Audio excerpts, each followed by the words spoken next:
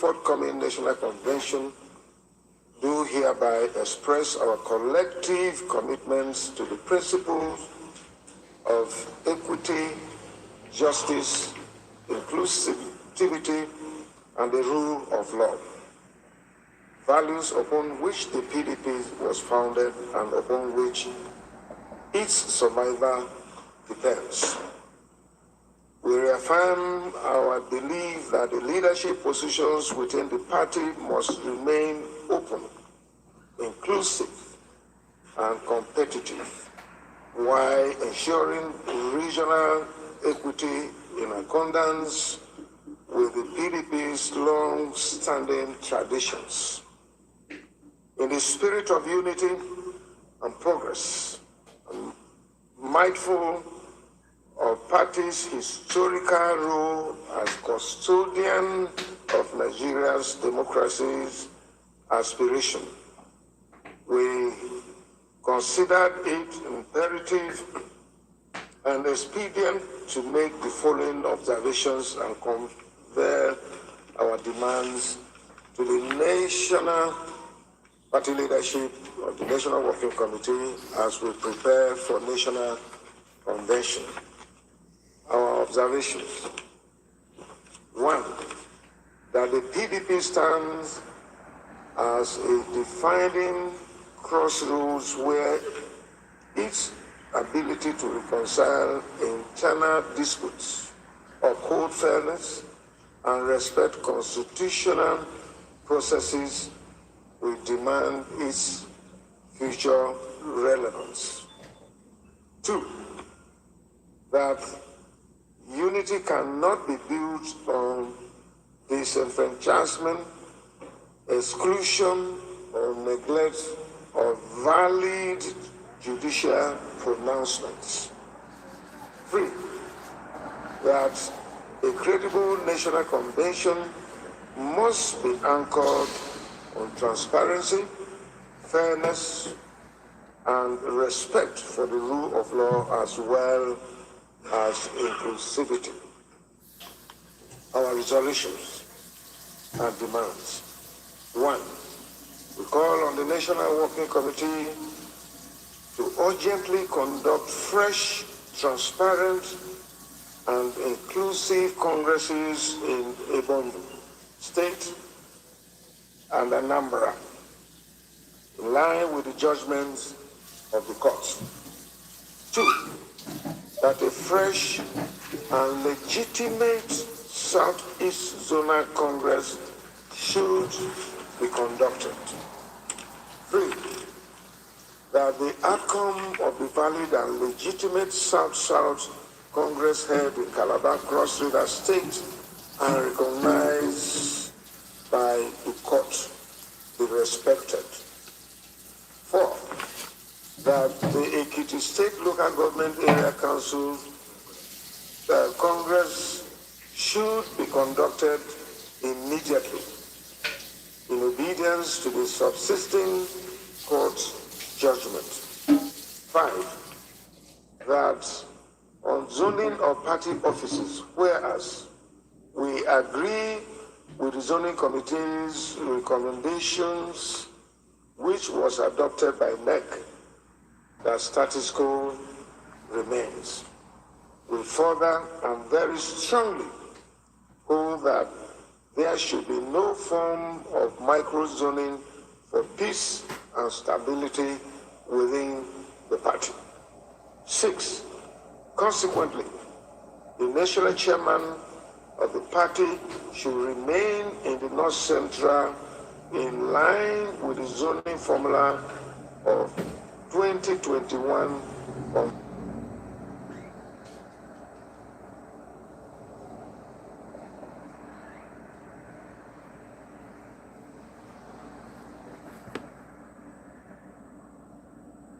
Hello there, good evening, and thanks for joining us. Now, this is Political Lens, and I am Chukuma Okoro. I'm joined in the studio here by Barrister Darlington Agbomo. Barrister Darlington is a lawyer and VOP in-house analyst. Good evening, Barrister, and thanks for joining us.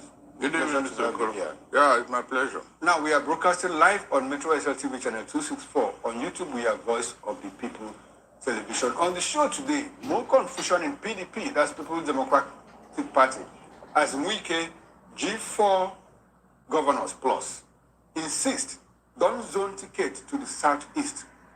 And away from that, work on so says to join the APC. But before we get into the show, let's inform you that President Tinubu has departed Abuja this afternoon to begin his 2025 annual leave. Well, according to the President's Special Advisor on Media and Strategy, Bayo Ononoga, President Bola Ahmed Tinubu will depart, that's according to the press release before he left, will depart today, September 4, to commence a working vacation in Europe as part of his 2025 annual leave. Now, mind you, the statement says working vacation. Now, the president departed Abuja this afternoon and was seen off at the airport by the secretary to the government of the Federation, George Akube, the president's chief of staff, Femi Bajabiamila, governor of Imo State, Hope Uzodinma, governor of Lagos State, Babel Jide Sanwo-Olu, and former governor of Katsina State, Aminu Bello Masare. The working vacation will last 10 days, while the president will spend the period between France and the UK and then return to the country. Barrister Darlington, the president is out of the country on a 10-day working vacation. Let's have your take on the president's working visit to you. What's the definition of working visit, by the way? In fact, at this point, I'm beginning to think that there is nothing chasing Tinubu. There is something chasing him out of Asoro. Seriously. For a president who's supposed to be at home with all the myriad of problems confronting Nigeria, this man is always on the move. What is chasing him out of Asoro? Is there anything in that place that makes Tinubu not to sit down for once? I mean, look at it yourself. Every month, every week, this man must find somewhere to go to. Meanwhile, there are problems at home that he's supposed to handle. Is that why he was elected? By now, I expected Tinubu to put a moratorium on traveling until the problem facing Nigeria is solved. Because you cannot solve this problem from abroad. Tinubu cannot solve the problem at home from abroad, from flying all over the place. We have seen now that the so-called investors are not coming. We know they will not come. No, but Barrister, when you say that there are myriads of problems in Nigeria, the president clearly told us the other day, look, my work here is done. The economy has stabilized. Insecurity, we have eliminated corruption. Insecurity is nowhere in Nigeria. So when the president has done his work, shouldn't he travel abroad for vacation? Did you believe him? No, but he said. What he said does not matter. Okay. Look, if you know somebody who has never told you the truth since you knew him, at what point will you now start believing what he's telling you? Exactly. No, tell me one thing Tinubu told Nigeria that it came out to be true.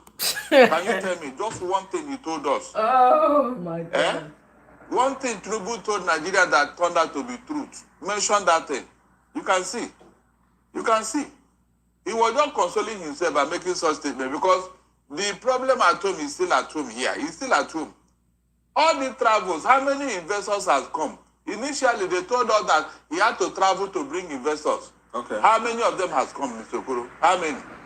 Okay. Now I guess we have to interrogate all of this, maybe on another occasion. But I'm surprised he just came back from somewhere and he's traveling again. Yeah, okay. I'm surprised. No, the president is entitled to an annual leave. Exactly. He's entitled to an annual leave now, Barrister Darlington. So this other one, and in his own magnanimity, he decided to put, Exactly. his efforts and look, even outside when I'm on vacation, I'll still work for this country. Is there anything wrong in that? Everything is wrong with it. Working vacation. Everything Exactly. is wrong with it. He cannot operate from abroad because the problem is at home here. That's the truth. If I'm not mistaken, there are piles of files in that office in Asoro that Tinubu need to attend to. That he has not attended to. When presidency says working vacation, does it look like he is trying to avoid? Hello, Michael, welcome. Oh, I don't come back, my brother. Aluta continua. I'm re-energized. I don't go take out all my annoyance for gym. You can see when a man My hand they pay me from lifting weights. That means he did not even trust his. I don't take out all the anger for gym. But he told us he did not make a mistake when he chose him. Double speak, double standard. I said anybody that believes Exactly. Tinubu can believe anything. Anyway, Barrister, let's get into the politics of the PDP. Now, Fresh tension has emerged within the PDP as two factions are steadily struggling for the soul of the party. One faction, the governors elected on the platform of the party, have threatened a showdown following fresh demands by another faction led by Minister of the FCT, Wike, and his loyalists ahead of the party's national convention. At a meeting held on Monday night, Wike's camp, known as the eminent leaders and concerned stakeholders of the PDP, issued new conditions for the November 15 and 16, 2025 elective national convention slated for Ibadan, Oyo State. Now, those at the meeting include Wike, FCT Minister, former governors Okezi Ipazu, Abia State, Ifeanyi Ugwuanyi, Enugu, Fayose, Ayodele Fayose, Ekiti, PDP National Secretary Sam Anyanwu, Martins Amewule, suspended Speaker of the Rivers State Assembly, and others. Now, in a communique issued in the early hours of Tuesday, day before yesterday, on behalf of the group and read by Autumn, as we saw in the footage, the stakeholders warned that the failure to meet their demands will render any purported national convention invalid, as legitimate members of the party will be disenfranchised.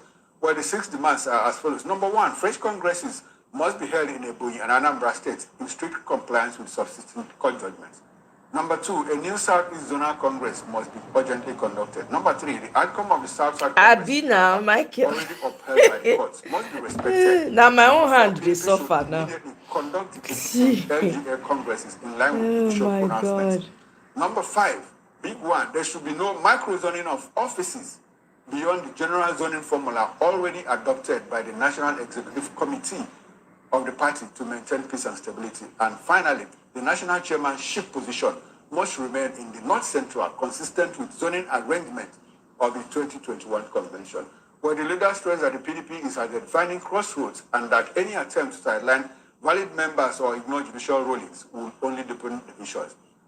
Unity cannot be built on disenfranchisement, exclusion, or neglect of valid judicial pronouncements. The communique read. It added that only transparency and fairness will guarantee a credible election. Now, Barrister, let's start from the footage we watched.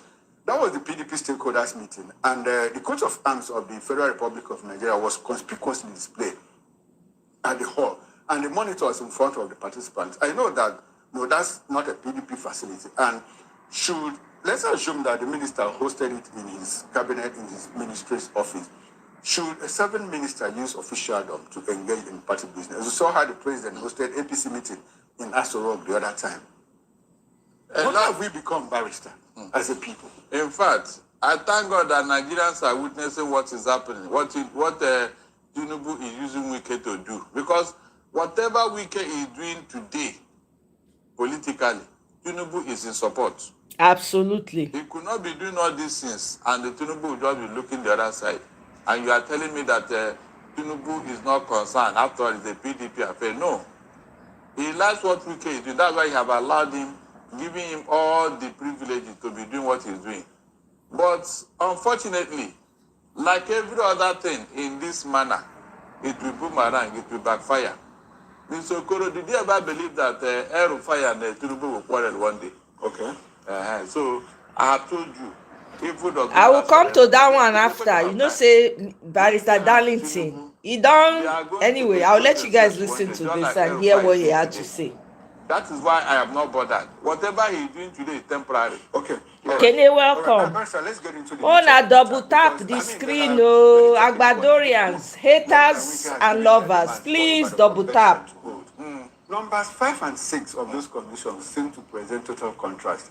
And does this speak to the intentionality of some elements to continue to cause problems in the party? Number 5 says, let the position of the national chairman of the party come back to North Central. Sorry, that's number 6. Number 6, rather. Yeah. But number 5 said, he spoke against microzoning. Yes. So isn't that some form of contradiction? Exactly. Now, we want the chairmanship position to come back to the North Central, where it resided before EHI was shoved aside by the Supreme Court, by the courts. Now, but we are also against any form of microzoning. So what does that tell you? What's the target? Who is the target? You know, they want to cause confusion, simple. Okay. They want to cause confusion. And they want to make sure that P2B does not come in. That's why they are talking of. Because when you say microzoning, it has to do with somebody from the southeast. No, it has to do with somebody from a zone in the south. Particular, yes. Or a zone in any part of the because country. Wike have already threatened that they will not give P2B such opportunity and all that he wouldn't want P2B. So if they microzone it in the southeast, that means you are looking at a P2B. Okay. Is that not the target? Now let's look at it this way. In 2023, double tap the screen, or the three dots. It was zoning that pushed P2B to Labour Party. Mona the year Barrister Darlington. Now there was a committee set up and headed by that autumn. The committee that was welcome Oriyomi. The arrangement is that they should look at the zoning arrangement, and it was said that Atiku said that the zoning, if the thing is made open, it will come in, but if it is zoned to the southeast, he will step out. He will step aside. We can knowing that this thing will not favor him. He now said they should throw it open. We can. With this same autumn, I don't know what is giving autumn. Okay. To be teleguiding him. I describe them as the G4 because there used to be G5. Now Makinde has stepped out. Looks like Ayofayoshe is going to replace him because he will still pull out. Don't worry, he will pull out. Now, when that did not work, and during this thing that was thrown open, Wike lost to Atiku, and thinking that Atiku would choose him as a vice, when that did not work, Converse. That's when he started to become a new crusader, a new moralist, a new champion of PDP. You can see human beings. You can see how they have started the same thing again. You can see after the party have made their chairmanship to the north, Wike and his cohort are now saying that it must come to the north central. North central. That means they want to alter the equation. Because why Nigerians are bothered is because this looks like double speak. The same communique where you said, take this thing to the North Central, and in another breath you are saying, we are against microzoning. And a lot of commentators on social media, and even on traditional media, have said, looks like the Southeast is the main target of this attempt. That's what I just told you. And you also said so. Yeah, that's why. What is it about the Southeast? PDP leader, PDP state stalwart. What are they afraid of? Show me said that that the South is very selfish-minded, Oriyomi. I'm telling you, wicked people. Their presidency to the Southeast. Now, we are in a situation where, according to you, the same forces that pushed P2B out of PDP. What is it about the South? It seems like the Southeast has not produced, we'll come to that, has not produced president, vice president. Does it fit into the conspiracy theory that the Nigerian state is against the Southeast Igbo producing president until after 60 years of the war? No, you see, APC and their cohort, they are afraid of P2B. Yes. Wherever he goes, if they see anything that will favor P2B, they will go and put a spanner in the wall. Will it have a difference if another person from the Southeast comes up? Is it about P2B or is it about the South? It's about P2B. Okay, not basically about the South. No, because they know P2B is a good product from the Southeast. Okay. That is why they are afraid. Because if you zone it there, you know who will take it. Nobody will challenge P2B. Nobody will contest with P2B. Okay. That is the fear. If you come to the Southeast today, P2B is the biggest pride of the Igbos. So anything politically, P2B must come first. And the Wike and his cohort, they know that the popularity of P2B is a very good weapon. Okay, now, but Barrister, the point I don't want us to, couch this discussion around P2B. I want us to concentrate on the Southeast, the presidency. No president, no vice president. The last time the Southeasterner became vice president was in 1979, just 9 years after the war. And since then, not even the position of vice president has come to the Southeast. What is it about the Southeast that, about the Southeast? I said it is deliberate, Mr. Okoro. It is deliberate. In 1983, Shagari was to hand over to Ikweme. But when Buhari and his fellow travelers discovered that this is what is going to happen under PDP, Oriyomi, I'm telling you, Babe. Interview. Ododo ọ̀rọ̀ ló sọ yẹn o, Babe. Is it true that not just one of even the reasons why Southeast, you the do that is South, because you don't want the Southeast the to become the president. They injustice, said yes. the stealing of our Buhari said resources. yes. The people that are supposed to be said enjoying are Buhari not said enjoying. yes. They are living in I want that abject interview. Don't tell me poverty. it's not on record. He said yes. And he was not apologetic about it. This is not the first time. Remember, there was a time, a Sadison, I think Dick also, was to become AU. Peter Ono. Ono, yes, was to become AU. What's it called now? Secretary General. Secretary General. What happened? Because it was in fact, it is on the laps of an Igbo man. On the lap, they placed it on the lap because of his experience and everything. All African leaders say it must be that man. What did the Buhari do? What did he do? He did not even choose Nigeria. He went to Niger. Isokoro. He went to Niger and brought somebody to come and take the position of a Nigerian. Now, ask me again whether that one is on record. Ask me. Which one is even worse? Is it the presidency he denied Igbos, or this one that he went to go and bring somebody, a foreigner? These are the things that have been going on in Nigeria against the Igbo man, all because After the war, at the signing of the armistice between Philip Effiong and Obasanjo, and the federal forces, the federal part, that the Igbo today is going to be Barrister Darlington Day, the better part of this almost noon. Even if it's a story, nobody has made it public. Okay. But I know when Tafawa Balewa was dying, he said double tap to like lovers and haters. Meanwhile, I know say haters plenty. Oh yeah, I'm gonna double tap so that when I come on live, una go know. You understand? Being the arrowhead of 1966 coup. Okay. But today, it has been debunked. Okay, now, Barrister, this is more than 50 years. This is more than 50 years. It has been debunked by even a Fulani man. Okay. From the north. Babangida who wrote a book about and said a lot about the 1960s. Good. But I want us to come out of the war situation. Now let's dwell on that is the genesis of our problem. That's the genesis. Yeah, that's the genesis. So haven't we healed? Is it that the Nigeria of today has not healed? Because the northerner is scared about the Igbo man. The westerner is scared about the Igbo man. The southerner is scared about the Igbo man. What is it about the southeasterner? Ms. Okoro, does it still go back to the war years or what? You are an exceptional human being as long as you are an Igbo man, not just in Nigeria but in Africa. In the world. South Africa, you are an exceptional in the world, human actually. being. The people that are attacking the Igbo, they know. They are surprised. In fact, they are afraid. They are more than surprised that the Igbo man is who he is. In terms of diligence, entrepreneurship, wisdom, intelligence. Is there any other thing, any other crime the Igbo man has committed? Nope. Diligence, hard work, creative. Yep. Independent minded. Yep. Is there any, please somebody should call and tell me that they fear somebody they learn. I never see this kind of thing before. Learn from your best people. It is No. a crime for you to be hardworking, diligent, creative, intelligent. This is the only crime the man has committed in Nigeria. Yes. Somebody should come and dispute me now.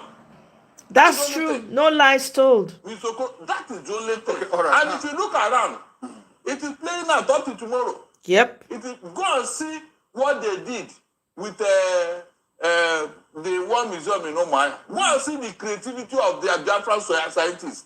This thing baffled the whole world, not just Nigerian elites. They went there. Went there. When he saw what happened, he was asking them to say, come, who are the people that did all these things? The elders looked around and said, look, this idea came with the war and it had gone with the war. That's what they told him at that time.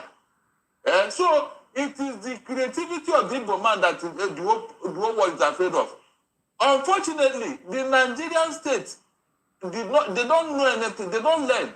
When the Second World War ended, America took all the German scientists who were producing all the... I'm telling you, Oriomi, instead of the Nigerian people to gather, these are our best people. Let's learn. I don't know. I don't understand. Okay, Let's tap from their knowledge. Tap so that you too you can be great. Me, Who do you think would bring jealousy and at first envy. we can say that the convention hadn't been scheduled. Now they are given conditions. Conditions like, okay, like we listed out. Does it look like they have lost grip? Negotiating from a position of weakness and looking for accommodation. At a point, Wike said, look, the National Executive Committee of the party has never, I'm a member, has never met, and we didn't discuss it, but a convention and all of that. Now, he has made a recant with his group, and they are saying, okay, let the convention hold on condition that this and this and that. Does it look like they have lost grip? Mr. Okoro, let me advise you now. Barrister, before you have your take, please, let's take a call. We have an incoming call. Good evening, and thanks for calling in. Your name and where you are calling from? Good evening, sir. It's a wonderful time calling. My name is Aina, calling from the US. Thank you, Aina. Go ahead. 1 minute. Now, please, I want your barrister. I will say I will partially agree with him that Igbo, but that Igbo man has the greatest problem with Igbos are the Igbos themselves. Now, That's also true. That's also true. Problem was still from his fellow brothers, the Southeasterners. And even till today, and the Anambra governor Soludo is still against him. Exactly, it is so the true. greatest problem of the Igbo man is the Igbo man. That is true. That is true. Also, I will say the Igbo man is relatively impossible for us to unite for a cause, and that is why other regions and other political regions are exploiting us, knowing our weakness, greed, etc. So thank you very much. All right, thanks very much, Emina. Thanks for calling. We appreciate your call. You see, what he said, look, there is no environment where everybody will support you in whatever you are doing. Okay. Even in the Southwest here, some people are against Tinubu, two of us. Very correct. In the North now, are you not seeing what is going on? Are they not quarreling? Those things are just minor issues. We are talking of core issues. It's not minor. It's a person like Soludo in that position of power. Umuahi in that position of power, saying those things, it dampens, it does something. Barrister Darlington, I disagree with you on that. I agree with the caller. Two things can be right at the same time. I beg. Soludo no need to talk, if I keep quiet. When you know say that region, you know everybody's eye has always been on you. Come on now. People gave appointment and people say no, don't give him. He does not deserve it. Is there any?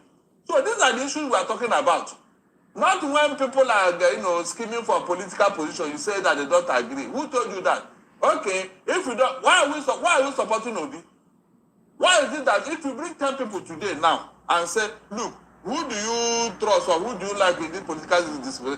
Look. Almost ton of them will say it is Obi. I mean from the Southeast. That Obi is having a minor thing with his governor, Peter Soludo. That one is minor. Didn't he win Anambra in the last election? I disagree, Barrister Darlington. Didn't Peter Obi I'm sorry. win Anambra in the last election? I disagree with this one. Did he not?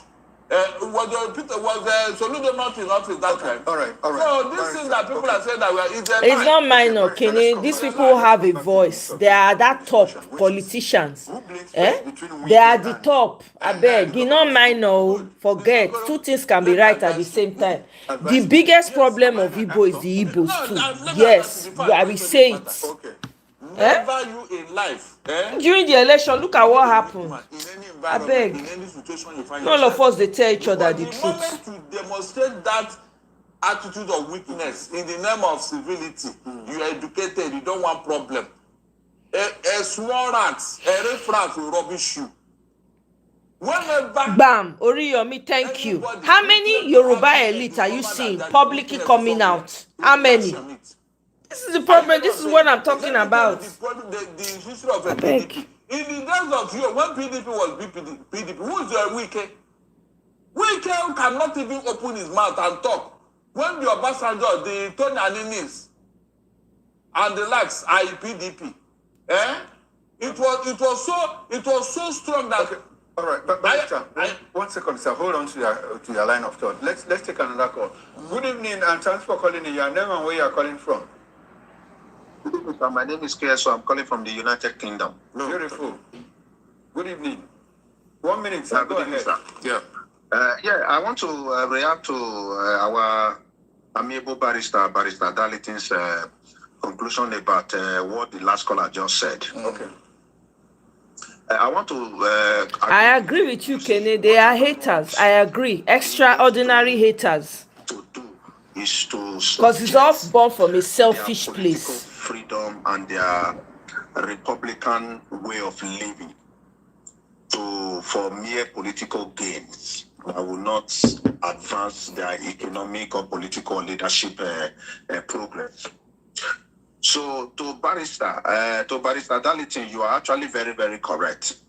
You see, when people say the Igbo man is the Peter Ob's problem is the Igbo man is Igbo, the enemy of Igbo man is Igbo man. I don't succumb to that. I don't agree with that. Yes, now, yes. The reason why I don't agree with that is this. You have people with differing opinion, differing interests.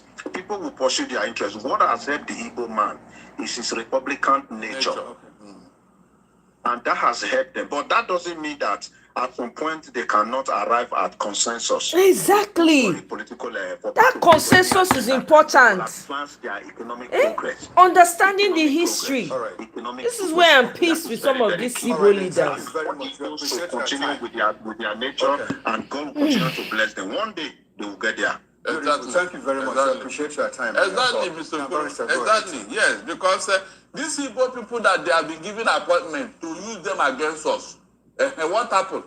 Did we kick against Dave Umahi's appointment as witness of what? When they want to use people who are not truly Igbos or who don't have the Igbo blood in them and all that, they will not use them against, and you now say the Igbos are fighting themselves. You can see. They will choose. Is Dave Umahi not full Igbo? Is Soludo not full Igbo? Maybe they talk true. That one go save us for that country.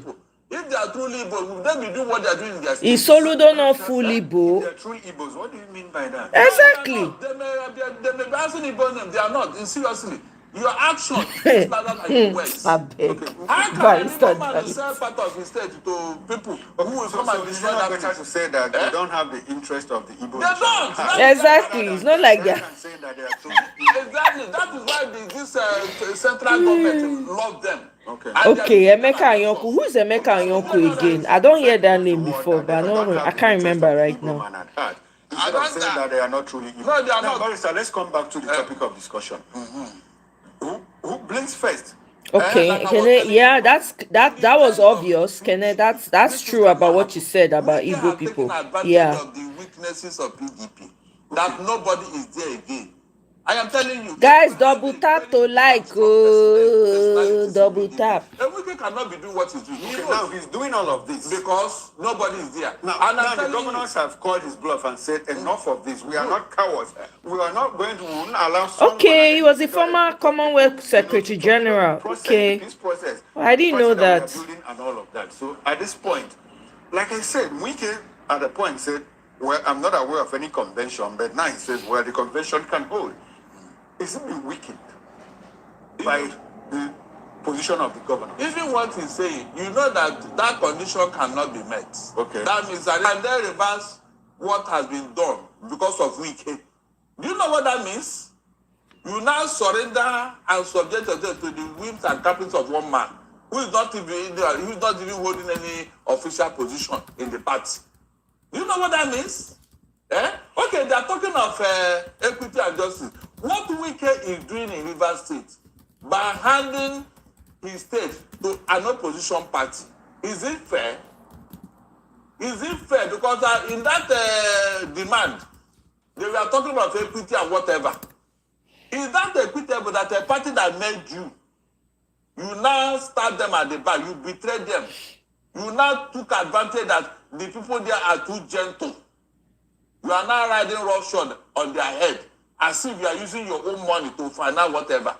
Wike did not spend one kobo that belonged to him to PDP. It was the money of Rivers people.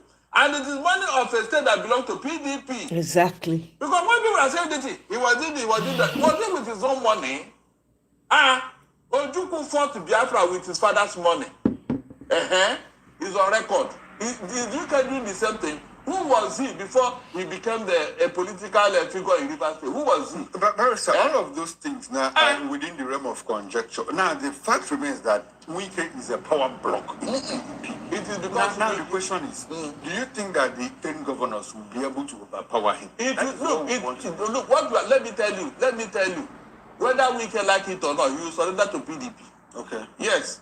You see that coming, you see that happening. It must happen, not if it must happen, because I don't see how they will now surrender to a Wike and his demand. Yeah, but they have always done that. Eh? They have always done that. I don't think so. They have not. They have not. Whatever Wike has been doing is just like a temporary measure. He's coasting home with results. When the chiefs are down, Barrister, he's coasting home with results. He says, look, Sam Anyanwu, Sam Daddy is the national secretary of this party, and it came to pass. Because he says nobody will remove Eli Adamagun until his tenure expires. And it came to pass. No, that matter went to court. I hope you remember. Yeah. Okay. Kenny, yeah. So I heard. No, he didn't win. It was the court. So I heard that he was the one that offered the card that Queen Eliza, the colonialist, came. Now he card they used to go carry on. Okay. I hope you know that. So all this I know people from very wealthy, like generational wealth kind of money. Igbo people. I've known them. I know a few. Generational wealth. Forget to Nigerians just they mess up. Instead of them to gather Igbo people say, I beg, teach me what you know, Biko, help us. Thank God. When you tap from their wealth of knowledge, I never see this kind of level of jealousy and envy. Learn from somebody who you know he knows more than you in certain areas. Empower them. We will get there. We will get there. Be able to patch up all of this. That's why I call it little royale between. I don't want to speculate what will happen or what will not happen because the PDP Omoye business. Wow. Okay. And I believe that when the things are done, they will take a position. Barrister, the elders have been there for the past how many years? Look, when a man the PDP has been in chaos. Mr. Okoro, in my play, they say when a man becomes too arrogant and too strong, the villagers will gather together against him and he will not make it. Okay. You remember Gulliver's Travel?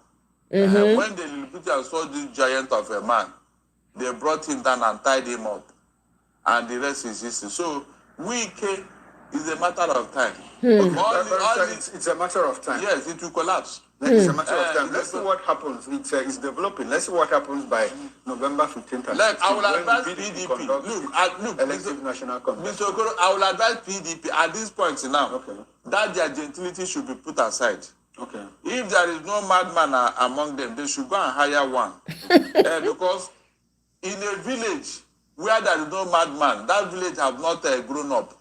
It's just that whose family will bring that madman. Because one day, another madman will come from another village to enter that village. So, if there's no madman to even deal with him, every day you'll be coming to terrorize the village. So, right now, since Wike has developed this arrogant behavior, I'm sure you are using the word madman advisedly. Yes. Let's move Let on. them bring in. Now, let's move on, Barrister. Kokwanso likely to go to APC. Did you see this coming? Rabiu Musa Kokwanso likely to go to APC. He has been having meetings with Tinubu in Asoro. And the moment he comes out from Aso Rock, he criticizes the president. But so, was it a smoke screen or what? Exactly. Even this one, is speculations. Okay. We don't know where the direction these things are going. We don't know for now. Because there are issues even with Kano and NNPP. There are issues. Is that not true? At a point, they said that they have suspended Kwakwanso. Okay. They have factions there. So the thing is not stable for now. That is why you see these political issues. I don't want to speculate what will not happen because these people, they can change like a chameleon.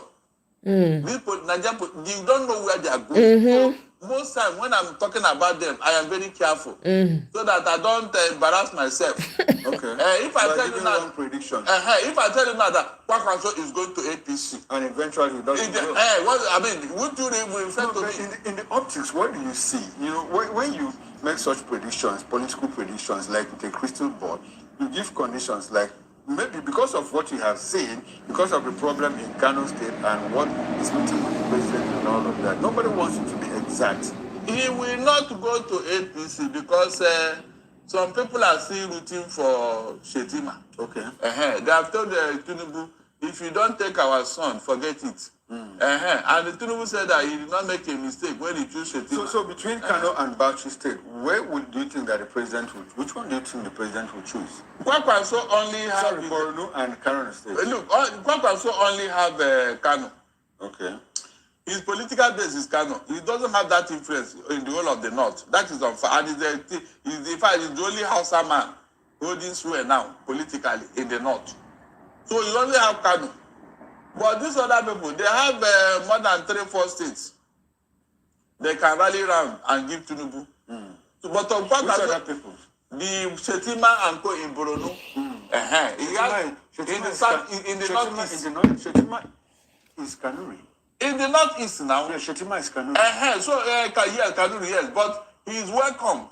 Okay. Are you getting what I'm saying? From fillers, remember the day they went to do meeting in Borno, and Tinubu's name was mentioned without Shetima. You saw what happened. They almost fling Gambia through the window. He had to run for his dear life. You can imagine that. Is that not a fillers? Are you not supposed to learn a lesson from there? So these are the issues. So at times, when you think you are too clever, somebody will tell you, look, I'm more clever than you. The Northeast have told the Tinubu, you either choose our son or forget our vote. So is he going to throw it away? The entire Northeast because of what's his name? Because of Kwakwanso Kano. Okay. Kano that the emirate is in turmoil. We don't know who is the emir there now. So all these things are things that you need to consider before choosing Kwakwanso. He's not a political heavyweight. In the last election, he came forth with 1 million votes. So what are you talking about? Yeah, the man in Kaduna, the man in Borno has more political influence. That's a fact. He has more political influence. Because if you check, Shetima is an extremist. And anybody that cannot display the character of Buhari, may not even welcome him.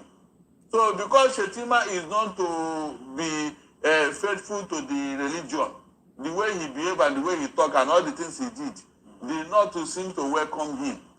Because that is the only thing you do for the northern and they welcome you. Be a fanatic, be an extremist to the cause of their religion. If you do that, they welcome you. Go and check. All the problems people say that Atiku is having because he's not an extremist. Okay. He's not fanatical, he's a moderate, he's a liberal. That is the problem Atiku is having. I'm happy that you brought in Atiku. Now, do you think that the North will throw its weight behind Atiku? They may not. I've just told you he's a problem. Okay. He's not an extremist like these other people. He's not. Okay. That's the truth. He's not an extremist. He's a moderate. And that's why I've always considered him in my discussions. Because of his nature. You know, I ask this question because we don't see any other person in the North who is flexing his muscles like, I want to be president, like you have Atiku do that. Because it is not their turn. Okay, so they understand. Because it's not their turn according to the permutation, yes. Atiku only want to try. Okay. They just want to try because they know. That's why if you check, the North are not heavy. So assuming Atiku chooses somebody from the Southeast as his running mate, either in the PDP or in the ADC, do you think that will make an impact? It will, but it depends on whom we want to choose. Okay. The person that the Southeast will see as their own is very important because apart from P2B, I didn't see any other figure. Well, because of what they did to him in Imo State, yeah, yes, people may say okay, yeah. But Emeka Imori has not been very prominent. He's a member of the ADC. He has not been very prominent. That's the issue here. Okay. Rocha Sokorocha. No. We won't get to one vote. For what? Is it not part of the problem in Imo State? Okay. We know our sons who can go to a far country and bring something home. Not everybody now. We are not ready to support anybody. What I'm thinking is that ADC should either allow P2B, give him a red carpet reception to come into them. if they want to make a headway, because the popularity of P2B is overwhelming. Okay. If they want to get victory, they should use him. That's what I'm saying. Barrister Darlington don't finally agree. Many thanks to you, Barrister Darlington. Barrister Darlington have finally succumbed. Hey, wait Tracy now to come hear this thing. Barrister Darlington, from him mouth, this is what we've been expecting from him since. Barrister Darlington, they say no, you should allow. Barrister Darlington has finally seen the light that it is PO or nothing. Okay, it's Barrister Darlington's day. Let me arrange the next one. Voice of the people. Barrister Darlington dey there currently. They give woto. Let me go there right now. So make una run to tell that Barrister Darlington has now realized that it is PO or what did I say? Nothing. All Uber drivers pass a background. Sorry, una no verse. I want to do this one. I don't like commercial. Okay, let me just. After a car accident, hiring an attorney isn't just about avoiding problems. It's about getting more. Give them into that protest. Let me start from. Stakeholder. Wait. Here. The only It's supposed to be cheap. By December Of President Trump of the United States, saying that they don't necessarily need him. Represent such a policy 15.93 trillion naira. you plan and make Barrister Darlington don dey laugh. And they are result Hold being declared for the Africa, Germany, Tanzania, and the United Arab Emirates, amongst others, where he canvassed for foreign investment and political support. In January, the president attended the Africa Heads of State Energy Summit in Dar es Salaam, Tanzania, which focused on energy cooperation. There are other people who believe that in May, he traveled to Rome, Italy, to attend the inauguration of Pope Leo, a ceremonial visit. In June to July 2025, the president traveled to Brazil, and in August, he attended the inauguration of President John Dramani Mahama in Ghana. Others believe that all of this or some of the visits are unofficial visits for medical reasons. So in all of these situations when he travels, there's always something wrong or something ongoing in the country. Meanwhile, the president is advocating for state police, and he said with the incessant insecurity in the country, it is important for state police to be introduced. Meanwhile, some of the Arawas, the northern youths, are saying that there is no need for state police, and I'm wondering why that comment will be made now when your region is most affected by the insecurity. Why would you say that you don't want state police? Does this actually confirm the politicization of insecurity? And possibly that is why the president's hand is tied to take the extra measures to do. I'm telling you, Michael. About it. We don't dey tell Barrister Darlington since they talk go here, they call go here. He don't finally agree. Let's go there. Ahead of 2027, and he's going to Meanwhile, go Dr. Damages, go shout for Dr. Barrister Darlington here. We don't know how to. Where is Tracy? Tracy, where are you? Barrister Darlington has finally succumbed. He says he knows certain information as to how much are paid to those bandits, the politicization, those who are Exactly, Oriyomi. currently serving in government. PO or Ladies and nothing. gentlemen, once again, my analyst this evening is Barrister Darlington Agumo. Barrister Darlington, good evening and thank you for joining us today. Good evening, Esther. How are you? I'm fine. How are you? Barrister Darlington dey speak Let's the start off with accent. what the Zamfara state governor said. It's scary. It's just like you know that your state is riddled with a lot of holes on your walls, on your defense system. You have the money, you have the capacity to cover those holes, but you can't because there is a process where you have to get the approval from Abuja for you to cement those holes. And your people are dying every day. You can literally see this. The governor is saying he knows where these people reside, he knows where they stay.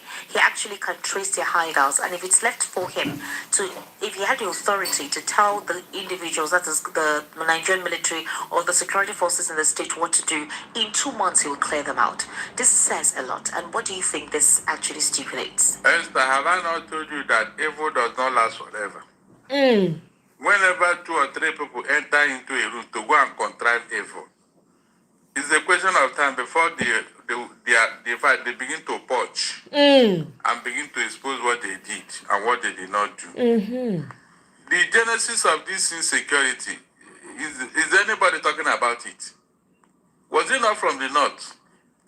Didn't you hear what Dati Ahmed said? Exactly. Or what Erufai said? You are even talking of the governor of Zamfara. Are you not aware that northern leaders, NEF, Northern Elders Forum, have called on Tinubu to come and declare state of emergency in the north? And the question is, so, Mr. President, they are now begging you to declare state of emergency and you are looking the other side. What now happened in River State where you went to declare this state of emergency? Where nothing was happening. Nobody was fighting. No killing. You can imagine. Like I said in the morning, shame on all those people who supported the state of emergency in River State. Shame on them. The real state of emergency is here and nobody is implementing it. You can imagine. There is nothing they did not do to support and validate the state of emergency in River State. They said all manner of things. Now the real state of emergency is looking at us in the face. Law has broken down, law and order. A governor is now crying in Zamfara. This was the same governor who said that his predecessor was in bed with the terrorists, that he brings them to government house where they pay them money. Is that not true? He mentioned his name, and yet the federal government gave this man appointment as a junior minister of defense. Esther, there is something happening. I told you here that one day the whole truth will come out. I hope Erufai will continue to say what he's saying. I'm telling you, evil can never last forever. It's a matter of time. Because what they did is now haunting them, Esther. They are not tired. You know that Papa Ahmed said something that how far back the APC went in 2015 to getting some of these external elements into the country. I said that everybody's aware. I said, Esther, it got so bad. It got so bad. I think that was in 2018 or 2017. Elder statesmen had to sue Buhari to court for being the arrowhead of what? Insecurity. You can imagine a sitting president being declared a terrorist by the citizens of that country. And yet everybody dismissed it as nothing. Go and see the affidavit this elder statesman swore in court. How they listed what Buhari did to bring about this insecurity. And so, what do you want me to do? In fact, Tinubu is even, I don't know, whether he's mocking them. Because say, which one is my own? Are you not the one that say you like insecurity, you like terrorism? Live with it now. That's the truth. That's the truth. Do you want me not to sympathize with the North for what they did? When they were bringing this thing here, I was shouting here that this thing will bring, it will boomerang. It will boomerang. They harass Jonathan out of office. They harass him out of office with terrorism. And they feel that they have power. Jonathan is the woman because he didn't fight back. He didn't go and bring his own terrorists and bandits. The man quietly left them and left the office. Today, what is going on, Esther? What is going on? You can see. That is how God works. That is how God carry out his own vengeance on people who are always thinking of violence, brigandage, evil to get power. Now, are they enjoying it? There is a proverb in my place. It is not even giving the monkey water to drink. The real problem, who will collect the cup from the monkey after drinking the water? The monkey they gave water and they not have finished drinking the water, and nobody is able to collect the cup from the monkey. And so the monkey is having a field day in the north. Look at it. When this was going on under Buhari, I said, look, a time will come when the north will start to say, what did we do? Because right now, they are not enjoying the power. Yep. They are not enjoying peace. Yep. They are not enjoying any economic development. Nothing. They are not. All because of what? Evil contrivances. They want to contrive evil because they want power. Look at the results now. Look at the results. Thank God I said it, that it will happen. My God has never disappointed me. Your God has never disappointed you. He has not. I tell you, whatever I tell you, go, just wait, it will come to pass. Why will the negative things be what will come to pass? Really? Why can't you predict something positive to come to pass? Why must it be all the negative predictions? Esther, please, am I the one that brought the doom? I'm only telling you that this doom you created will haunt you. What did I do wrong? Was I the one that created the doom? Answer me. When they were doing it here, did they even allow some of us to talk? Everything, you are against the North, you are against this person. But what you are doing is what I'm talking about. What you are doing is what I'm talking about. That this thing will haunt you. Barrister Darlington, loud it. Loud it. Because those who ride at the back of a tiger, Esther, they will end up in the belly of the tiger. Bam! Barrister Darlington Akumwa, the administration of the day keeps telling us that hey, Rose, welcome. There are insurmountable challenges, but that with some of the policies that will begin from next year, things will begin to look ahead. That's what the president has told us. And but unfortunately, the tax burden is what has not been clearly explained. And those who would be the ones to pay the tax are the same persons whom, according to the presidency, the removal of subsidies meant to help. Unfortunately, thank you, Rose. If you haven't hit the like button, please. If you haven't liked, double tap the screen to like. Double tap the screen to like. Or click on the three dots. The prices of petrol and diesel may experience a sharp rise when the federal government begins the implementation of the 2025 Nigeria Tax Administration Act. And this is due to the provision of a 5% surcharge from refined petroleum products in a bid to promote the use of clean energy. The 5% surcharge on refined petroleum products is contained in the Nigeria Tax Administration Act, one of 4 tax reform bills signed into law by President Bola Ahmed Tinubu on June 26, 2025, with implementation slated for January 2026. So while you're saying Happy New Year, this tax will now commence officially. The policy targets fossil fuel products provided or produced in Nigeria. And what does that mean? It includes petrol, diesel, kerosene, aviation fuel, and compressed natural gas, amongst others.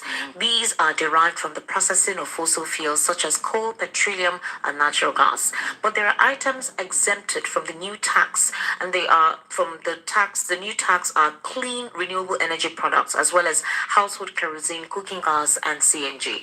But here is the thing: this 5% tax. What clean energy is it supposed to promote? I wonder. The CNG now, they are telling that the price has gone to 450. Yes, it's no longer. They said it's not subsidized anymore. Can you just imagine? What did they tell us yesterday? Esther, what did Tinubu tell us about this CNG? Hey! Can you just imagine, Esther? Look, these people have lost grip of the economy. They don't know what they are doing, seriously. All this trial and error is hurting the economy, is hurting what? Industries. Is hurting manufacturers, is hurting businessmen. Because you can no longer plan. You plan 50 naira for a liter of petrol consumed in Nigeria during the review period. 5% of 15.93 trillion naira represents 796 billion naira, which is a sum that the federal government may rake in annually from only petrol once it implements the planned surcharge. This therefore implies that the government's earnings from the proposed surcharge on fossil fuel products will be more than 796 billion naira once the 5-year percent surcharge policy on refined petrol takes effect after being approved by the Minister of Finance as slated in the Act. So this is one of the means that the government intends to rake in money to make generate revenue internally. You recall that very recently, President Bola Ahmed Tinubu actually supposedly with the hands of President Trump of the United States, saying that they don't necessarily need him. Can you guys still hear? Please let me get a yes or no. Because I had like a temporary. Okay, it looks like it's connected. For a while. Okay. This most of the ways through which the government of the day gets to make more money and create more infrastructure. Something is wrong with it. It's very hot over here, so it's tampering with the connection. Esther, Okay, thank you. you know, when you don't know how to manage resources, you will always need more money. Absolutely. In fact, if Tinubu had managed the subsidy removal, if actually there was a subsidy removal, Esther. Thank do you, need Michael this 5%, and Kenny. surcharge? Do you need it now? You can see. Remember what he told us when he removed subsidy. I don't know why nobody is asking Tinubu that particular question. Where is the money, the proceeds of subsidy removal that you told us with it? You don't need to borrow money. In fact, everything will be okay, this and that. Where is the money that you are now imposing this one on us again? Yeah. You can see my problem with these people. Nigerians are so docile, they don't even ask questions. Whatever time they bring, they swallow it in hook, line, and sinker. No, Barrister, it's not like this. That of bank, remember the bank now. That one is still. It is already implemented. It's happening already. God, you trust bank now. Even before they start already. And nobody's asking questions. When you see your alert and see you say, after all, is it not small 50 naira there, 100 naira? It doesn't matter. Esther, 50 naira, 100 naira into 50 million. Because the last time I checked, if you calculate the number of people who are banked in Nigeria, we are more than 50 million. I'm sure of that. This is something they are taking from you and I. And it's going to the coffers of government, Esther. The customs are telling you today that in the first half of the year, they are raking 3.7 trillion. 3.7 trillion. And you know very well where this is coming from. Over taxation at the port. A container that they used to clear with 4,000 or whatever, or 4 million, is now up to what, 30 million. A container, 40 foot. Where is the money going to? That is the money customers are beating their chest that they are raking in. Okay, what is the reason for this over-taxation in Nigeria? Is that how to grow the economy? Is the economy growing? You are stifling the economy. Esther, go to the port today. Most of the imported containers, they have entered demurrage, and the owner cannot even clear. They can't pay. Customs are thinking of now doing the auction on people's wealth, people's sweat. You can imagine. So when customers say they are raking trillions and in just half of the year, that means by December, when there will be upsurge in importation, they may rake up to 5 trillion. And they will be smiling to the bank. The government will say, yeah, they are trying. Meanwhile, the people are suffering. Because that's the end result. That is the end result. I don't know what this government want to. I don't know what they need all this money for. Because we're not seeing the effect. ASU is now crying for their money. Nobody has been paid. So where is this money going to? This money? I don't know why Nigerians are not asking the same question. Where is all this money they are raking in? On whose pocket is it going, Esther? Upon that, the National Assembly is telling the NPC, come and tell us, where is 210 trillion naira? So, Barry, say, for example, the tax is added to those who supply. Those who supply too, we apply to the payment method of the product for the end users. They have to make their profit. Of course. Why do you think these are costly? Is that not, look at this yellow? Don't you know that why things are costly? Do you need anybody to tell you? Meanwhile, Tinubu is beating his chest that everything is looking up. He doesn't know why Nigerians are crying for hunger. Let him go to the market. Go to the, that's where it is happening. Don't look at all those who supply all you need in Aso Rock. Don't look at them. Because you don't even know what is going on outside. You believe in what they are telling you. Go Go to the market directly. Go and find out how things are going. Okay, Barrister. Let it not seem as if every time on this platform or on this program, we're always criticizing, we're not commenting, we're not commending the government of the day for something that they have done that is achievable. Let's look at another angle to this. In what aspect will this surcharge help? I need to understand where the proceeds of this money will go, because NNPC makes a lot of money. The president is the minister of the NNPC, and we don't hear them give accountability of the monies that they make.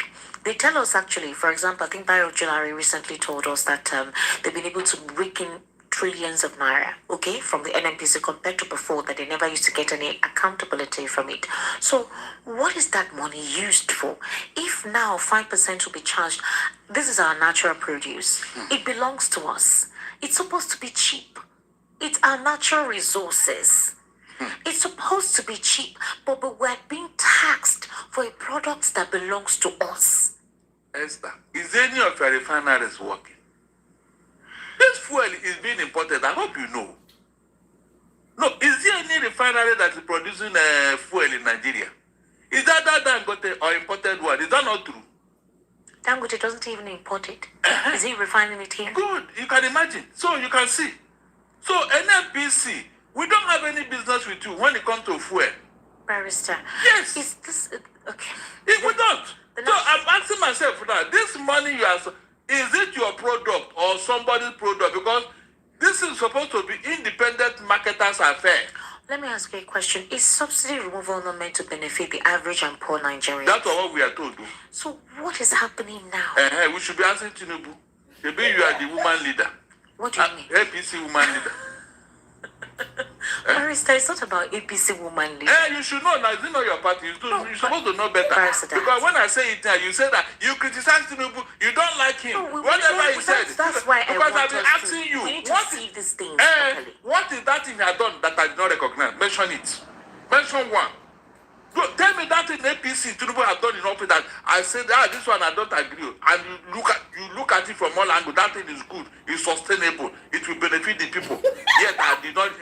Esther, answer. Woman leader. You are come again. Are you in school? Go and ask those in school. Now let me tell you about the history. Why would not discuss it here? NEF fund came. They gave you NEF fund with the right hand, and the school collected it with the left hand. Or are you not aware that the university intake has dropped? You didn't hear that story. You didn't hear. NEF fund. How many people benefited from it? That money cannot pay the school fee that the university are charging. Remember, immediately the fund came, schools raised their school fees. Is that not true? But so there are talks that the president's economic reform, if it was implemented during the administration of Muhammadu Buhari, that we would not be complaining like this. It's not true. It's not true. Esther, it's not true. The only thing that Tinubu doesn't know how to manage he's too profligate. Tinubu is too extravagant. He doesn't know how to manage. In fact, he doesn't know how to manage money. But he has technocrats. He has Wale Edu. He has Olayemi Kadoso. These are persons that he said he trusts. When he was the governor of Lagos State, these persons worked very close with him. So even the NNPC chairman right now, those are people who worked with him while he was the Lagos State governor. So if you have these persons with their wealth of knowledge and experience working with you, how come is it that they don't know how to turn around things? Esther, these people were covering for him. Exactly. Tinubu is only using those who are too loyal to accept whatever he wants them to do. Are you not supposed to work with people that are loyal to you? Would you work with people that are disloyal to you? Technocrats are supposed to be independent-minded when it comes to their profession. Exactly. Have you ever noticed how some cultures Bam. have simple traditions that quietly shape Bam. routines? One of those traditions. For the technocrats, they do things professionally. Not these people that will. By the way, are you aware that both CBN governor and that minister of finance, they have invited them in that sort of 4 times since their tenure? Is that not true? Yep. Come and explain certain money that is missing under their watch. Even the Nigerian Senate invited them. Good. They called for a closed door. 10 trillion naira. Did they deny it? They only said that it's not missing, but the money was misplaced. Misplaced. You ask Ojulari. You ask him. Ojulari. Yes. No, Ojulari just commenced a few months ago. Yes, he got. And it was when he comments that the EFCC began to crack down on those who have spent a lot of money, taking a lot of money from them. Government is a country. You ought to have given us answer by now because that's do you know what they want to remove him the other time? And do you know who asked him to go back to his job? At least he said that some cabal wanted to remove him. Then how did he come back? No, it was political reasons. Because of what they are doing, they are sanitizing the system. Good. Those that were there were those under the former NMP scary. So because of what he came and introduced and is exposing, that's why they want to remove him. Are you serious? Why would they remove him? I don't want that appointed. So how did he not come back to his job? You can see lies. Esther, you can see lies. Okay, since he came, what has he done? He's doing. Doing what? He's doing the doing, Abi. Really? And what's the evidence?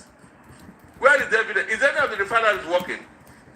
No, is any of the refineries working? Esther, you forgot when a stakeholder in this industry was invited, and he told us the dubious arrangement whereby OVH bought an NPC. Is that not true? The dancing sector. Then, in return, what's his name? Wando now bought what? OVH. Look at the trickish way they went about acquiring an NPC. So NPC is now a property of a few individuals. Of course, is it not on record? We discussed it here more than 2 times. A small company, one small company like that bought an NPC. Look at all their stations all over Nigeria. Where did they get the money to do such a thing? They say the dancing sector. But OVH has denied, saying that they never bought NPC. That it was rather the Nigerian National Petroleum Corporation that acquired the downstream assets of OVH Energy Marketing Limited in 2022, October to be precise. And that the acquisition aimed to merge OVH Energy with NNPC Retail, creating a larger integrated downstream energy company. Where did the Wando come in? You mean Wando did not come into the mix, Abi? Last year, it was reported that Wando made over 3 trillion naira in profit. This year again, I think 2 months ago, it was equally announced. And I was asking myself, is that particular company the only oil company in Nigeria? Exactly. Esther, is that one the only oil company in Nigeria that is making so much profit? I remember when they told the Ajip and the Eni that if you cannot sell your assets to Wando, then there's no business. But Wando says they're a reception jetty. They say what? They are a reception jetty. So NNPC purchased OVH Energy's downstream assets, including Owando branded filling stations as a reception jetty. Esther, please. Did they not tell you that NNPC is a limited? So, when they told you now that NNPC have no more hand in importing and selling fuel, was it not in this country, Esther? Please answer me because you are defending them. Yes, I'm stating the stats. Did you not hear when they told you that NNPC now is NNPCL? It's limited. Good. So, who is in charge? Who owns it now? You can see now. You can't even answer that question. You can see. So, when they tell you this story, they can't tell it to me. They can't.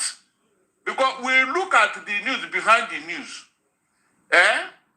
Why was it all of a sudden a name base is now owned by, and we don't know the person? We don't know.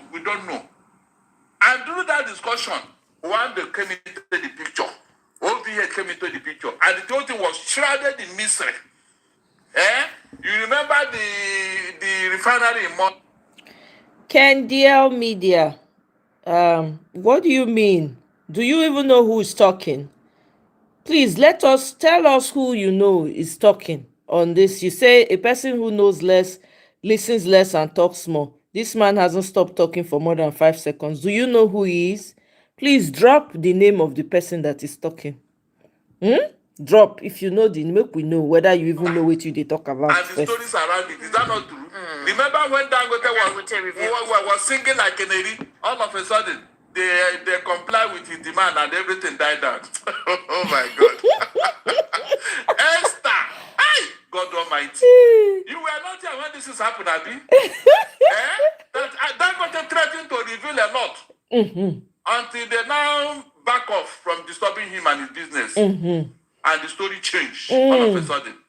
Was it not that time he told us how he paid $100 million for the land where he built his refinery? Wow. It was then that some people in Lagos woke up and said, some even went to court.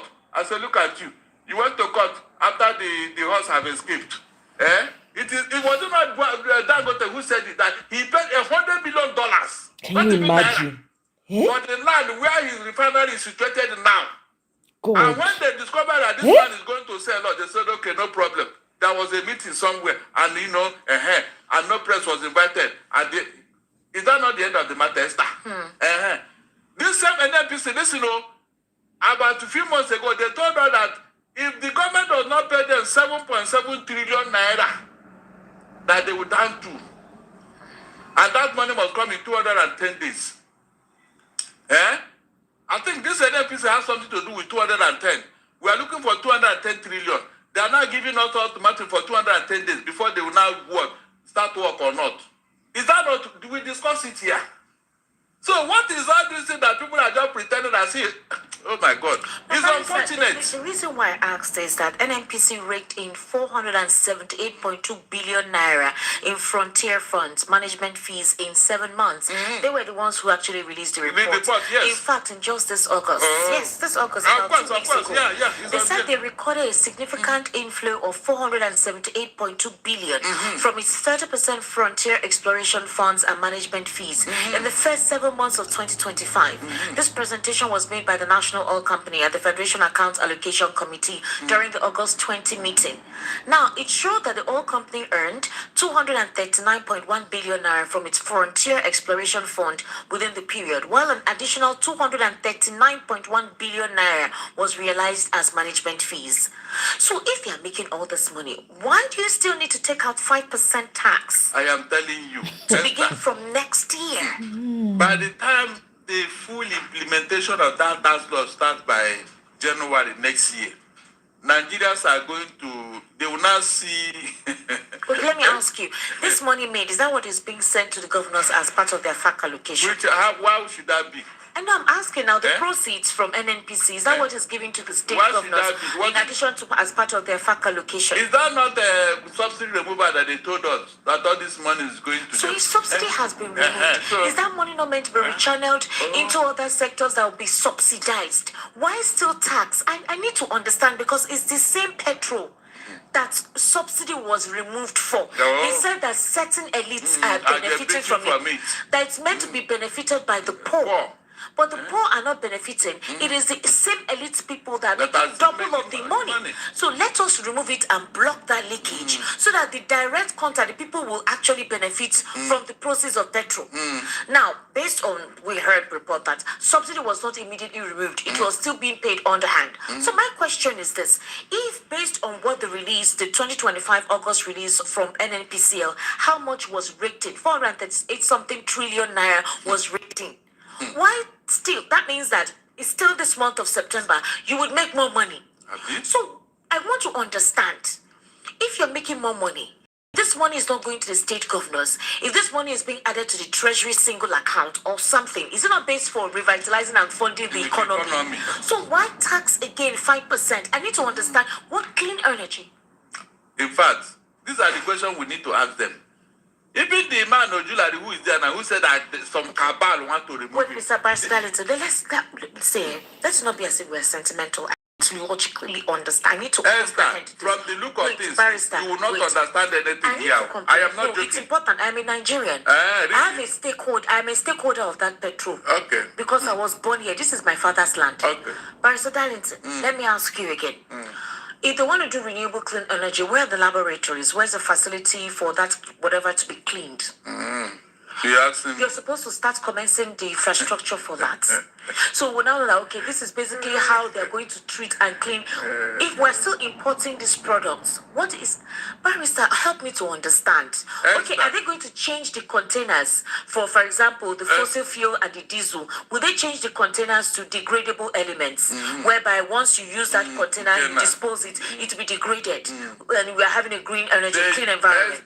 They use that big word to confuse Nigerians, gullible Nigerians. Now they want to bamboozle them with the big words. The CNG here, didn't you hear all the fanfare that greeted it when they where is it today? Esther, where is it? Where is the CNG buses? You can see now. I said this government, they came to strangulate Nigerians. I'm telling you.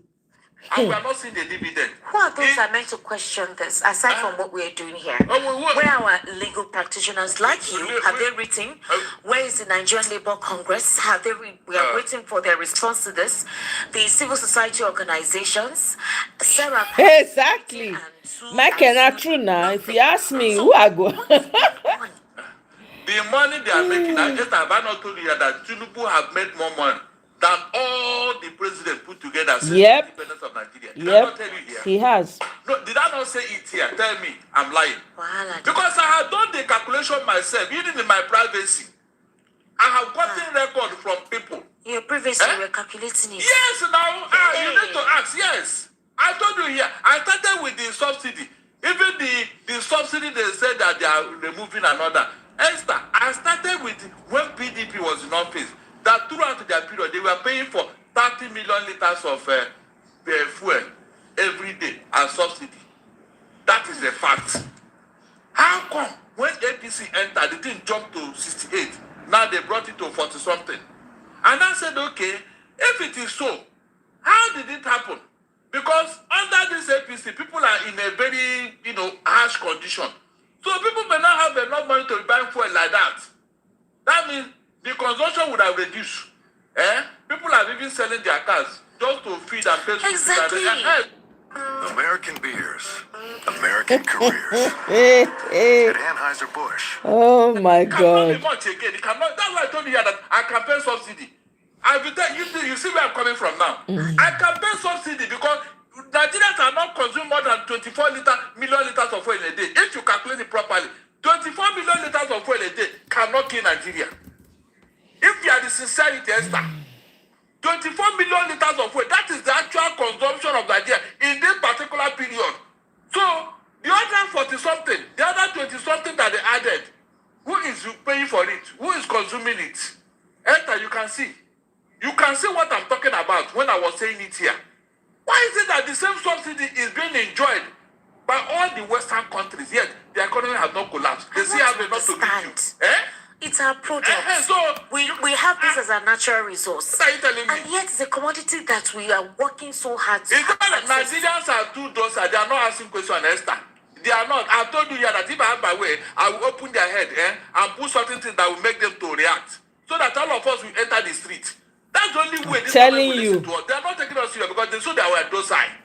Have you seen any major protests since APC came into office, apart from NSAS? I mean, any major protest than the one they did in Ojota in 2012? Have you seen any? What about the fearless protests? Which one? We have 10 days of rage. Where did it end? Who and who? This one that Showena and a few of his this in winter. I'm talking of a project in the likeness of that one they did in Ojota. Where all the big men came out. Look at all the elder statesmen that came out for that protest. They went to bring them from their homes. Ben Nwabeze and Co. Tunji Braithwaite, all of them were there. Even our clergymen, Adebo Yanko, Bakare, Tunde Bakare. Did you see them? Since Buhari and these APC people came into it, have you seen any major? All of them don't mute. They are mute. Tell you what is going on. Yes. Is either some people have been bought or they have been hypnotized. It cannot be far from the two. Some people have been bought to keep quiet. Even our clergymen who are supposed to be leading the people. Imagine if Adeboye mobilizes his members. The one at Ota mobilizes his own member. Class Embassy mobilizes his own member. And they enter the streets. Esther, will the police and army jail all these people? Will they arrest all these people? Nope. That Rather, government will say, please, what is the problem? What is the problem? You cannot jail that number of people. You can't. Funny enough, Rather, you'll be begging them to cool down. most of the religious leaders were vocal in 20. They were, yes. But now their voices are quiet. Quiet. Even when this is the time to rescue Nigeria. Yet, you didn't see anybody to rescue Nigeria. Yep. Esther, you can see what I'm talking about. Yep. Complete deceit. And I know that as at that time, Tinubu being the champion, he mobilized all these people and deceived them into that protest. Now, the real reason for protest is here. Nobody's talking. Nobody's talking, Esther. Nobody. Imagine a president that people are begging you, come and declare state of emergency here. We are dying, we are dying. He just looked the other side and traveled abroad. He traveled abroad. And yet nobody is reasoning again. Esther, nobody. We are in a democracy. People just look the other side and see what is well. And when we talk here, they say you are criticizing Tinubu, you don't like anything good. What is that good thing he has done? Bam. Esther, what is that good thing? Come and tell us. What is it? All is well. My All is neck well. don't long. My neck don't long. All is well. All these people that are calling me out and talking rubbish, I expect them to come out and talk now. Esther, are you in a democracy? With what happened in River State, are you in a democracy? For where? Even under PDP, yes, they declared that it wasn't this bad. It wasn't. It wasn't for selfish reasons. It wasn't. I can't remember PDP regime using one man to destabilize his own state. Barrister, first of all, I'm going back to that question. I want to comprehend. That's 5% that they want to remove. I don't want English or grammar because they're very good at explaining these things in technical terms. Okay. Barrister, 5%. Why are you taxing us? Why is NNPC not covering up for that to build whatever it was they want to build? They want to build for the renewable energy, the clean energy. Even for a refinery that's not working, Esther. Where are you going to? God Almighty, come and see me. Where is the refinery that you are going to build the clean energy? Maybe there's one that they're building somewhere. Or could it be Dangote's facility that they want to use? So if they are going to use the facility, they have to pay for using the facility. Are you serious? Dangote will allow you to come to the refinery to come and do what? The man that is on his own now is even having his own energy supply. He left your national grid. Dangote will allow you to come to the refinery for what? He wants you to go and work on your refinery now. But Barrister, it's not fair. No, it's fair. It's fair. People are not getting ideas. But when we said from the beginning, I used to use the proverb here that it is better to pursue the black sheep in the daytime before it is nightfall now. We are in a very big mess. Yep. With the way things are, that's why the man is realized. The AGC, they are disagreeing with the submission of the government, especially on what they said they were able to meet in terms of revenue targets for us. They question the revenue claims when the government continues to borrow huge amounts of money. For example, the ADC in a statement today signed by its National Publicity Secretary cited a 21.22 trillion naira shortfall between 2025 budget projection and actual collections, despite the government's claim of meeting revenue targets. Exactly. And they also condemned the new 5% petrol tax and the 300% hike in international passport fees. They say it's cruel, insensitive policies that punish struggling Nigerians. If some people say, now the Nigerians don't want to think of Japan, then get the money. And so some people even say, oh, well, if we want to increase passports, no wahala. I never see money to chop, not to talk of travel out of this country. So that one is still for rich people. I remember the day you were telling me that we are thinking of talking of ministers that are performing. You mentioned that man. Is it not Internal Affairs. Interior. And I told you, I told you that look, Esther, all these ministers have been given a man to go and bring money. I'm telling you, they give them budget. This is what Kiamo did at aviation. If not that we shut it down, when we cried out and Dubai came to say no, there was nothing like that. All of them is a mandate. Go and bring money. Go and be creative in your ministry. Exactly. More are coming, Esther. More are coming. One of these ministers, they are going to bring more horrendous taxes. Yes. To impose on Nigeria. Yep. It's not fair. Okay? No, it's fair. These other countries that are not bothering their people with taxes, they are stupid. They don't know anything. Do you know that 2 years ago, Japan had to credit their citizens with excess money they made? They credited their account $100. into the account, Esther. Saudi Arabia is not paying. The people are enjoying the same oil industry that we are into as OPEC member. Go and check all the OPEC member. Go and check their country, what they are doing there for their people. Go and check. What is our own difference? The only OPEC country that doesn't have a refinery is that. The only. And when I tell you here that there is an evil power, evil forces that is holding this country, you say how? Do I have evidence? Be waiting for evidence when witches and wizards are gone. Nigerian Orientation Agency said it is not witches and wizards. It is bad leadership. Really? And who brought it about? Who brought about the bad leadership? Our leaders now, over time. No, they came from the moon. We are the only people that the UK colonized. Go and look at other Commonwealth countries that was under UK colony. Look at where they are. Esther, look at where they are. It's only Nigeria. Do you know what's bothering me? With all the things that God has blessed us with. Because if we didn't have this, we say, if only God has done this or that. Japan, do they have oil? Japan, do they have oil, Esther? Go on, most European countries, they don't have anything. It is their creativity and management of their resources. Now the stealing from our resources, now they enrich them. Five Nigerians, five like this, five Nigerians, they are richer than the whole Nigeria. 5 Nigerians, if you go and see how much they have made from this AP, they are richer than Nigeria. I'm telling you. Yet, 80% of Nigeria cannot go to bed with food in their stomach. 80%. Meanwhile, 5 people have cornered the resources and they are living large. Go and see their bank account swelling with dollar and naira. When they started probing an MP, this is what happened. The one at Port Harcourt, the managing director, it was over 80 billion they saw from his own account. 80 billion. 80 billion naira, one person kept his account. Money that belongs to you and I that somebody has stolen. That's just one out of many. So, where are you going to start? My problem is all these human rights people that we are disturbing Jonathan, calling him all sorts of things. Where are they today, Esther? Where are they? They don't go hide. Where are they? The last time I checked, all of them are alive and they are here. Look at how the doctor quiet. From Wolo Sheikao to Tunde Bakare to every one of them who went to Ojota, all of them just kept quiet. And you are telling me that something is not going on somewhere. Well, Barrister, all we're asking for is let's understand the reason why these taxes are being imposed.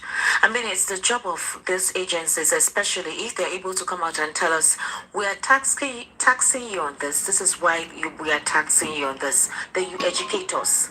You educate us and let us know that, okay, this is what we want to establish. They say clean energy. No, you need to explain to us what is the process like. When there is no refinery, you could do a town hall meeting, and then you will now ask questions.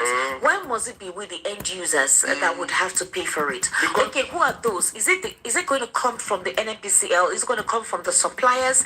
If the suppliers pay that 5% tax, will it increase the price of fuel? Okay, how long will this 5% take? Is it going to be for 2 or 3 or 4 years? Or is it just going to be for a few months and everything go back to status quo? If it's for clean energy and we don't have any functioning refinery, so where are they cleaning the petrol? Is it in Malta, as what's his name, Dangote said? Or are they borrowing a section of Dangote refinery to do this? Is there a partnership with an international organization that is helping to build the facilities where this oil, whatever, will be cleaned? If it is not directly going to be oil, could it be the produce from oil? For example, materials used that are used as household items. Maybe they want to change the packaging. It's no longer going to be rubber or anything that is going to cause any biohazard. It's going to be degradable. It's going to be clean for the environment. That is how you explain these things. But you just put in these things and say it's for your benefit. You tell us that removal of subsidy is for our good. Endure the pains. But now you prefer to ride with a woman behind the wheel. Women preferences in the Uber app lets women request Esther, they speak English in LA and San Francisco with accents. That's safety. Hey. In 1947, Oh my my family God, started guys. Nio's farmers market with No, a no whole lot of vessel. love for our Commercial. implemented by the government of the day, that it is the opposition that are poor for hunger. You can imagine. That's how to explain it, Esther. Do you know know why they have been imposing all these taxes with reckless abandon? Do you know why? The one they did before, nobody challenged them. Like this electricity, band A, band B, band whatever, that they impose taxes on us, and we are paying because we don't have alternative. Because they got away with it, Adelabu got away. So every other minister is looking for a way to impose his own tax, so that the Tinubu will now hail him that yes, you are making money, you are making progress. I told you that is the mandate given to all of them. That's why they are looking for a way. Make money by all means. They have budgets they have to meet. Yeah. No other reason. Because this fuel, they told you it has worked. Everybody can now go and import fuel and sell. Abi? That was the meaning of what? Removing subsidy. It is now open, just like the networks. All right. The GSM But Barrister, let's take a very short break, and we'll be right back shortly. Just stay with us.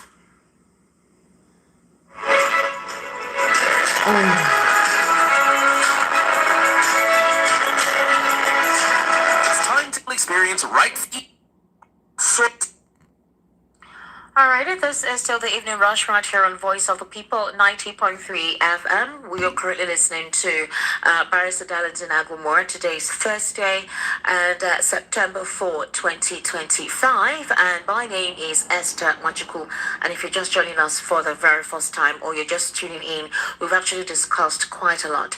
Barrister Darlington, former President Olusegun Obasanjo has launched fresh attacks on Nigerian lawmakers. He described them as much worse than all those who have gone in the First, Second, and Third Republic.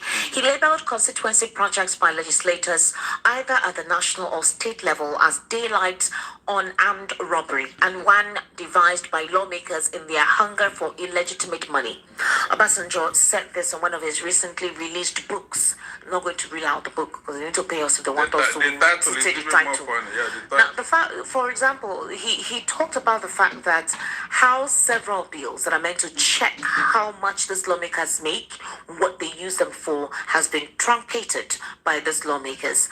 Obasanjo said that, for example, there are so many of them that are so compromised, so many of them. He said that when he narrated his experience when he was the president, especially to these lawmakers, he actually ruled out quite a lot. But Barrister Darlington, we've heard that the senators earn 2 million, or is it 2 billion? Yes. The House of Rep members, 1 billion, okay? It's for their constituency projects. Now, I'm going to make reference to when Raji Fashola was the governor of Lagos State. I witnessed his administration. I liked his administration. It gave us accountability and a sense of transparency. Maybe not 100% perfect, but it was a very beautiful governance that I witnessed in Lagos after I left school. Now, at the time when he was a governor, there is something he used to do. Every 2 or 3 months, he does this whole 200 days in 100 days in office, 200 days in office. There is a target set on what he had said he's going to do. Either any of the projects he's going to do, which he has earmarked for like 3, 4, 5, or 6 months. There's no one that is holding these lawmakers accountable for how many projects that they have done within their constituencies. Now, it's so sad, Barrister Darlington, that some constituency members, some residents in these constituencies, do not even know the lawmakers representing them at the National Assembly. These lawmakers collect money, sometimes allocation, either monthly or bi-monthly, and nobody says anything. It is when things have gotten to a point that you now start hearing the residents of that community lament that we're not feeling the presence of governance in our community. What's happening? No one sometimes even know what the process is like to communicate with these individuals or even write. Sometimes you will write petitions concerning the recall of some of these senators or lawmakers, and nobody responds. Nothing happens. So, why do we have this kind of system? Esther, look, I don't want to listen to Obasanjo. He laid the foundation for this thing he's talking about Exactly. today. Have I not told you anything that you that not have a sincere foundation? Forget it. That will not be sustainable. Exactly. When Obasanjo wanted third term, that was when he started the constituency project. He was just giving lawmakers money to placate them. In fact, at a point, Gali Naba, Speaker of the House of Rep, as at that time, He brought Ghana must go bag filled with money that Obasanjo brought to bribe him so that he can support the third term agenda. He brought it before the National Assembly and dropped it on their table. This thing happened in this country. So what is Obasanjo talking about, Esther? I don't like people who blame you for the mistake they have made. Exactly. Obasanjo should be apologizing to Nigeria for what he did in office. For laying the foundation. All this one that is disturbing Atiku, lambasting him, calling him the next person after the devil. Is Obasanjo cleaner? Is he better? You built a presidential library and turn it into a hospitality business. Yeah. That all manner of people are now going there to go and do all manner of things. And EFCC busted them. And you are crying foul. Is that place supposed to be a hospitality place? Somebody should ask Obasanjo. You said it's the Obasanjo Presidential Library. What are those people doing in those places? That they have turned it now into a den of Yahoo boys and girls. You should be apologizing to Nigerians. I remember when Obasanjo organized the money for that presidential library, Nuhu Rubado said that if he had known, if Obasanjo had told him, he would have told him not to do that because it's corruption. You use the opposition to go and seek for money, and now use it to build a presidential library in Abeokuta. Is it not supposed to be in Abuja, Esther? Yeah. Somewhere close to Aso Rock. You brought it to your village and turned it into something. Turned it into something else. I remember the first time EFCC wanted to go and look into the books of that place. Immediately, Obasanjo closed it and sacked the managing director of that place. Esther, the very day, oh my God, the very day the Russians who built a Geopolitics Steel complex was to come and take over that place to revamp it. That was the day Obasanjo cancelled the contract because he wanted to hand it over to his own son. Can you imagine? If you are doubting me, go and ask Natasha Agoti.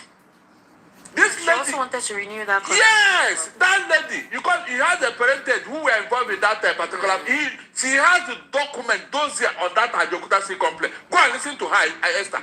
You will now know this about that is talking. He wanted to hand over that place to his son. Imagine? And when the Russian contractors came, they were asked to go back. After all the meetings, all the arrangement and everything, Esther, you spent 8 years, you couldn't revive Ajokuta on all this other capital project. You couldn't. You are pushing third-term agenda.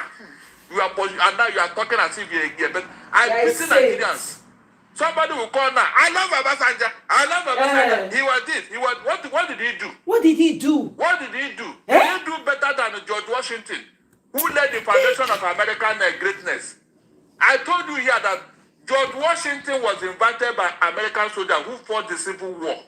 After that, there was no money. America was broke. The parliament were sitting. The soldiers got angry and surrounded the place. Said they are going to kill all of them and create a monarchy. A monarchy that is second to God. I'm telling you, this has happened. That's they called George Washington to come and take over. The man he came and saw them and said, come, what are you doing? I did not fight the American War of Independence just to become an absolute monarch. He turned back and went back to his farm. Esther, can any of your leaders do that? For where? They want to die there. Thank God, they will not be thinking of tomorrow. So are Nigerians to blame for the kind of leadership that we have? We have a very corrupt. I told you, Esther, the people that have been leading that, none of them have any business in leadership. None. That's what I'm asking. None. Are Nigerians to blame for the kind of leaders that we have? Nigerians are to blame? Exactly. Because of what? Our tribal sentiment. Yes. Whenever a very wicked and corrupt leader come to tell them things that are not true, they will accept as long as it's their son. Yes. They will not be thinking of tomorrow. Yeah, exactly. Esther, can you see it? Unlike other places where people will be thinking first their country. Look at how they're always rushing to America, UK, Canada, Germany. People built that place, Esther. Exactly. Go and check what happened to those places after the Second World War. They were broke. Esther, they were broke. I mean broke. Nothing. But leaders said, no, we must rebuild all these things. Esther, they said we must rebuild all this, and they did. Now you are going there. I'm telling you, Michael. They know. He gonna remove their teeth. Put her for your own. Ew, Nobody God. thinking of building Nigeria. It's all about selfish shit. I want to be richer than the whole. In fact, I want to be richer than God. That's what is on their mind. Exactly. You have money to do whatever you like. Throw money here, bribe anybody. You do this, do that. Disobey court order because you have become so powerful. Yes. Because you have money. Is that what Nigeria is all about, Esther? Tell me. If the next person come and continue where Tinubu is, Esther, tell me where we are going to be. All right, I'm not even sure that man will leave office. I'm not sure. So finally, security operatives in Kaduna today sealed off the state secretariat of the African Democratic Congress. It's located at number 4 Ali Akilu Road in a move that has sparked tension amongst opposition figures. The action came just hours before the Northwest leadership of the ADC was due to visit the Kaduna chapter to sympathize with members recently attacked by suspected political thugs. Witnesses reported the heavy deployment of police patrol vans around the building, effectively preventing access to the party's office. A senior party member, speaking on condition of anonymity, confirmed that the visit was meant to console members injured during last week's attack at a coalition meeting between ADC and Social Democratic Party. The meeting was held at the NUTN World Conference Hall in Mogadishu layout, and it was violently disrupted by hoodlums who damaged vehicles, smashed windows, and left several participants wounded. So, again, what is going on? You know, when the opposition told the Tinubu that, look, he's using the EFCC and the security agencies. To which hand? Yes, as a weapon. He denied it. He said he's not doing that. I said, look, the facts are there, standing at you in the face. And you're saying, no, there's nothing like that. So, I mean, if we count down to 2026, there was a violent disruption at one of the supposed meetings. I think this was last week or even earlier this week. El Rufai and a couple of other political stalwarts in the ADC were there. Some members who were merging, Labour Party, NNPP, yes, as well as SDP, including members of the ADC. They were all coming together to be part of the coalition. And I think that was what promulgated El Rufai's appearance at one of the television stations where he talked about that the whole situation was sponsored by the APC. Now, today they came to actually console with some of the victims who were injured when those folks disrupted the proceeding and their office was sealed off. Don't you think it's for security purposes? Could it just be to ensure that what transpired the other time does not happen again? Esther, are you telling me that if there are security agencies within and around that place, these things will happen? Is it possible? No, El Rufai said there were police there, but they couldn't stop those thugs from doing what they were doing. Are you serious? Police, I mean, thugs are now more powerful than police, I mean. But when APC want their own, the thugs will not attack them. Everything will be in order. Did you remember that when PDP BOT wanted to hold a meeting? That when Wike and his people came, and police now sack everybody, broke their window. So, how many times now? How many now? Esther, how many? Oh, you can see what is going on. The monster they created is now hunting them. Exactly. I'm not joking. The monster they created, they robbed Peter B of his victory, Abi. God has come for vengeance. So they robbed him of his victory. Of course, everybody told us. Exactly, Michael. That's the funny thing. Everybody told us that Peter B won the election and he brought out statistics. So what are you saying? You mean a Peter B would have can be this rascal in office? Is it possible? A Peter B? Can Peter B leave the economic things would have been doing for Nigeria and be pursuing opponents here and there? That is what happened when we are telling them here. They didn't listen. They didn't listen. Because a leopard can never change his sport. It's not possible. Somebody's character cannot change overnight. But they didn't listen to me. I remember I said all the things they are going to witness under Tinubu. I said it here. So why are you surprised? Why are you surprised, Esther? More are coming, because I never thought. In fact, I was thinking that along the line, the Tinubu will disappoint me, and I will be ashamed. I was thinking, I'm not joking. I was thinking that with all I said, that Tinubu will embarrass me. Exactly. And I will stop talking. But look at it. He has really surpassed my expectations. Yes, he has. And more is coming. More is coming. Maybe this will let Nigerians reason whenever they want to do something. I'm not joking. It will make them reason. You don't just do things because you are of the present. Think of the future, because generations are coming after you. Your children are growing. They will come and meet the mess you created. Esther, their children will come and meet the mess they created. You told me something now about Ogun State and Fulani herdsmen. Yes. Yeah, good. Esther, Please, when somebody want to take over your land, is it by talking? Is it not by action? That action that the Fulanis have displayed all over Southwest, is it not that is a way of telling you that we are taking over your land? Yes. But I wonder, I've been asking them, come, go and show me one particular place in the whole of Southwest where one Igbo man have dominated and claimed that you will not come here to farm. In no day. I've been challenged. Nobody have answered me. No day. These people that are doing this in Ogun State now, OPC is there, Amatok is there. They will not go. They have even sacked them in Kwara. Kwara is now fully Fulani state. You see them all over the place. Tweeting. You know, causing problem all over the place. Look at it. Do you see why I'm bothered with this people? Have you seen it now? You let the real problem that is under your nose and you are pushing the Igbo man. No, you can't find any Igbo man anywhere dragging land with. For most of us, productivity sounds like the word your boss uses when he explains what you really should be Hypocrisy. It can never happen. What do we do?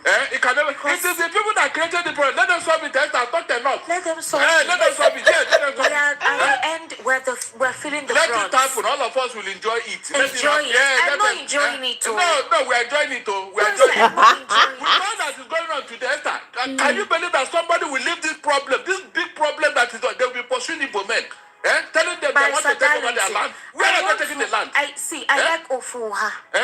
Ofuha is a very expensive soup now. And I'm telling you, As to an buy the APC necessary woman, you have ingredients. enough money to buy it now. You have started. You have started what? Which one is APC woman now? Did you think if I was APC woman, will I be here? Did Will I be lamenting? Will you believe me? Won't I be enjoying? Is it not you and that Abadi going that is to always talking and shouting at me, telling me all sorts of things? Is it my Aberdeen? Yes, The ma'am. one that Aberdeen is in love with. Yeah, are you serious? He loves you. He loves me. It's love. He's showing you love now. He's your brother. Which love? He loves you. With people like him, I don't need enemies. You don't. The other one from even Osolo here, all of them. And it pains me. You see a problem that you're supposed to confront with anger. With anger, it's the anger. They will be pampering me, telling me, Tinubu will rule in 2027. Yeah. He will rule forever. I will has come. This thing you are saying, are you thinking at all? No, they are not thinking. What is the benefit to you? You are still asking him to continue because of selfish interest, because of tribal interest. Yes, he's a Yoruba man. Our local. Go and chase them away. Go there. That's what I'm telling them here. Go there. They are your problem. And my cousin, my niece and my nephew, they all came for holiday.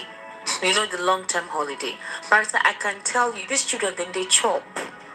I'm telling you, we have to go and quickly put them in summer classes. The summer don't finish now. School goes. Even that summer, they need to eat before they go to class. When they come back, they're thinking of their lunch and they will eat dinner. Of course, they not send you. Wow. These are things that pains me because this is the problem. You know, people that are not feeling it, Esther. When you are saying it, you look at you are just joking. Maybe they can manage to eat 1 or 2 square meal in a day. They feel that don't mind him who is always shouting and making noise. But this is a reality, Esther, reality. I have been saying it. It was this type of hardship that caused Russian revolution. When bread and wheat could not go around. Is bread going around now? And there are people who are living like the kings and the queens. Bread is not going around now. They believe that they have conquered everybody. Our soul has been taken away, so nobody can talk or challenge them. Exactly. Imagine if an APC were in opposition and things like this, Esther. Just imagine. Imagine what Tinubu and APC would have been. Just imagine. But here, the opposition, I don't know what has gone wrong with them. I have told them here, if they don't frown at this thing, they are not going anywhere. What more do you want? Let them protest. Let them come out and fill the streets. Even at the Nigerian Telling Association, you. they said they should not expect anybody to be a messiah. Nobody can be Nigeria's messiah until they're ready for what needs to be done. So when you keep calling on opposition, they can only talk and criticize and tweet on social media. How did APC come to power? Is it not through these things? Oh. Is that not through this propaganda? Help me tell them. Is that not how they came to power? No, tell me.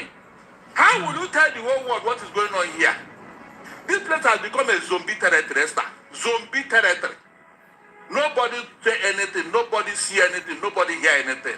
So if you speak now, they will tell you possibly because the president is from the south. That is it now. A couple of They will not look at mute. they will not look at what a couple of persons kept mute when it was a northern that was a part. Exactly. Now those same persons who are keeping mute are the ones complaining, like the Baba Chulawal and the El Rufais are the ones now complaining. So why didn't they do better during that time? Why didn't they call out former President Muhammadu Buhari? Why are they the ones? Why are they now speaking out? No.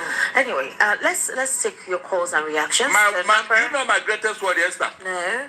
Peter be an innocent man. Look at how this man has been insulted right now. You cannot say he is innocent. No. What has he done wrong? No politician is innocent. Hold on. What has Peter done wrong? No politician is innocent. Esther, please, as far as I'm concerned, if all politicians were like Peter B, nobody will talk. Exactly. We will not go through this hardship. Forget that thing.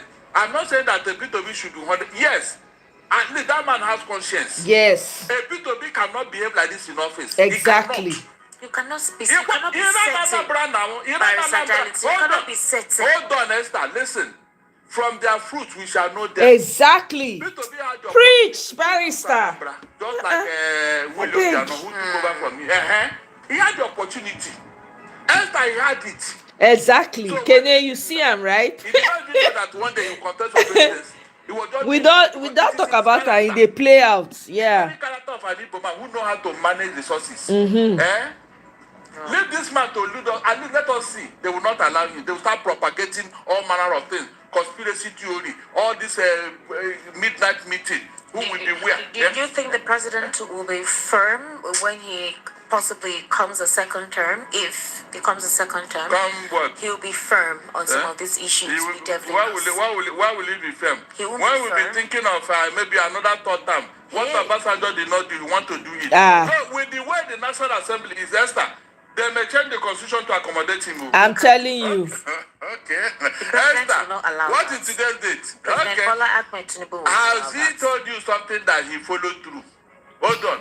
Has he ever told you something and you turn around and see that this thing he said is doing it? Exactly.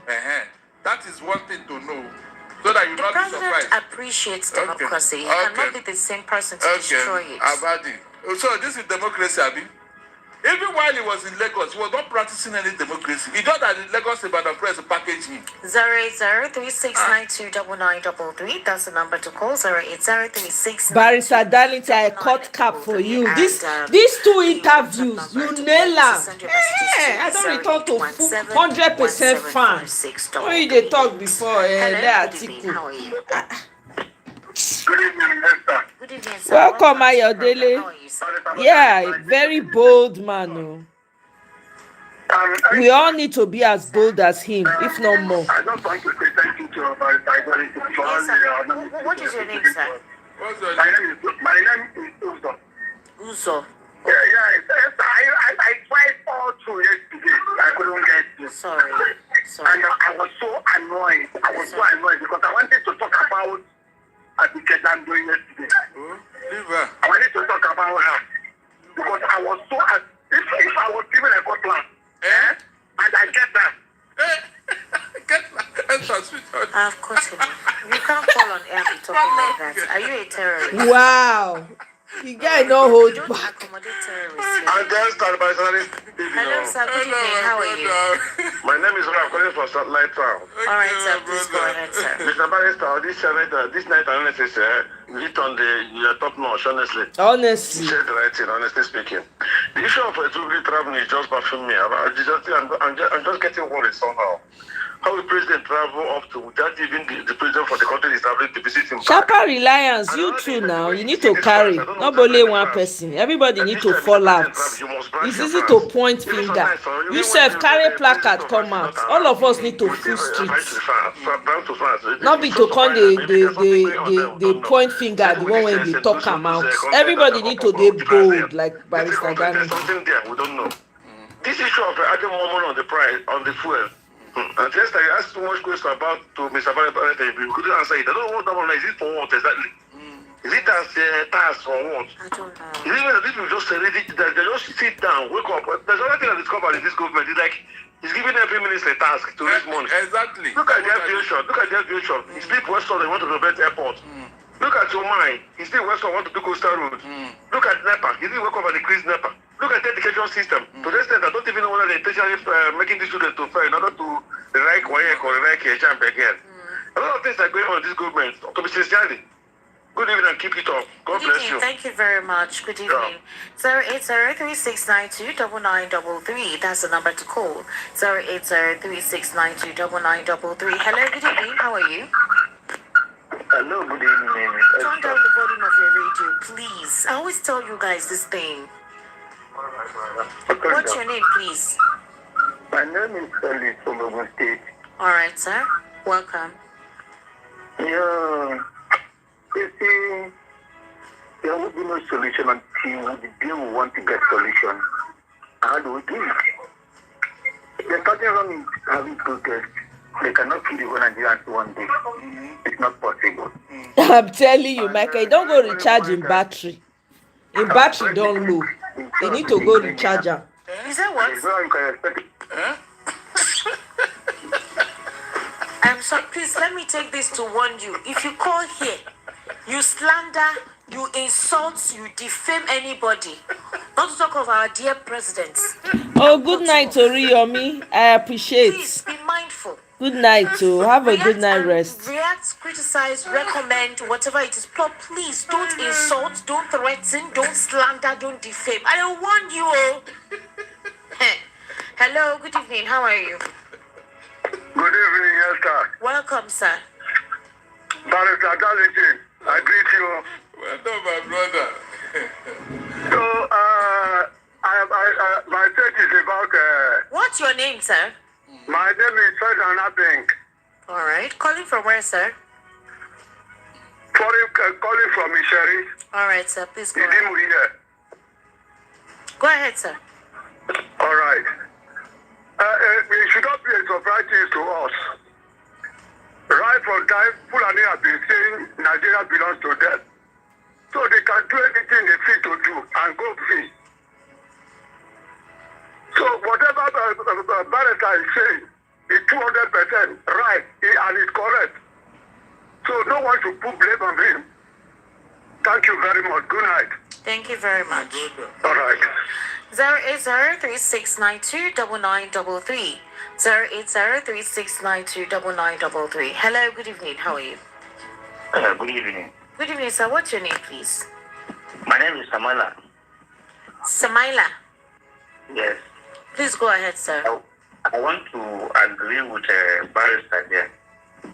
I really agree with him 100%, especially what is happening in Zamfara State. No, I once listened to one credit from that Zamfara State. They introduced this Sharia law. The man was speaking these issues that Sharia law that they brought from that Zamfara State is the reason, is the cause of reason that all these things is happening. Yes, for election, yes, Yerima.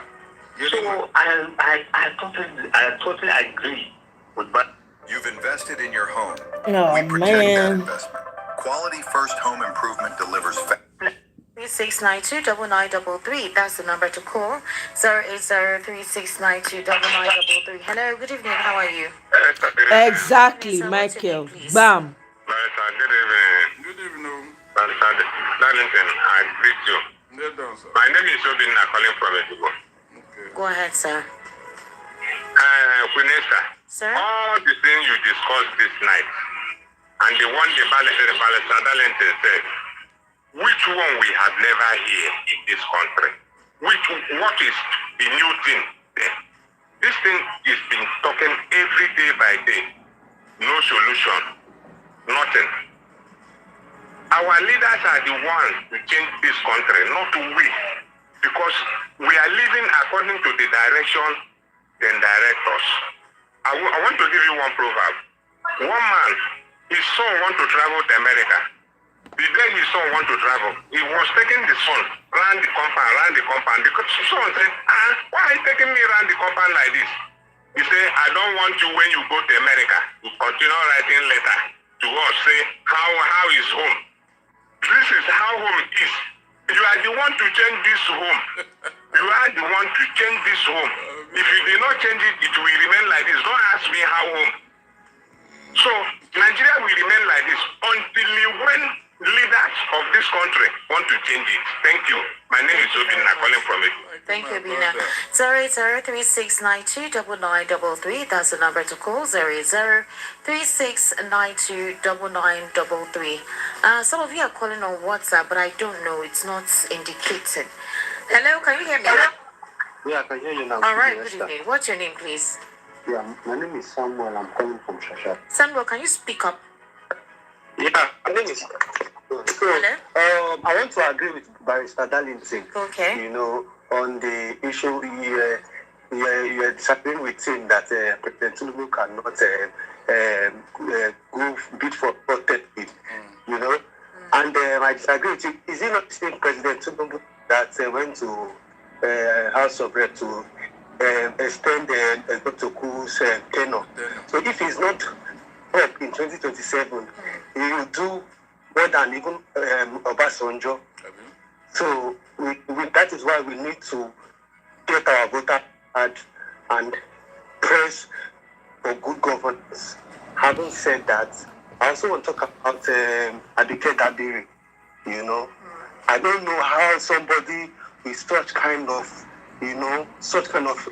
degree would go so low to go carry hatred over to the distant people.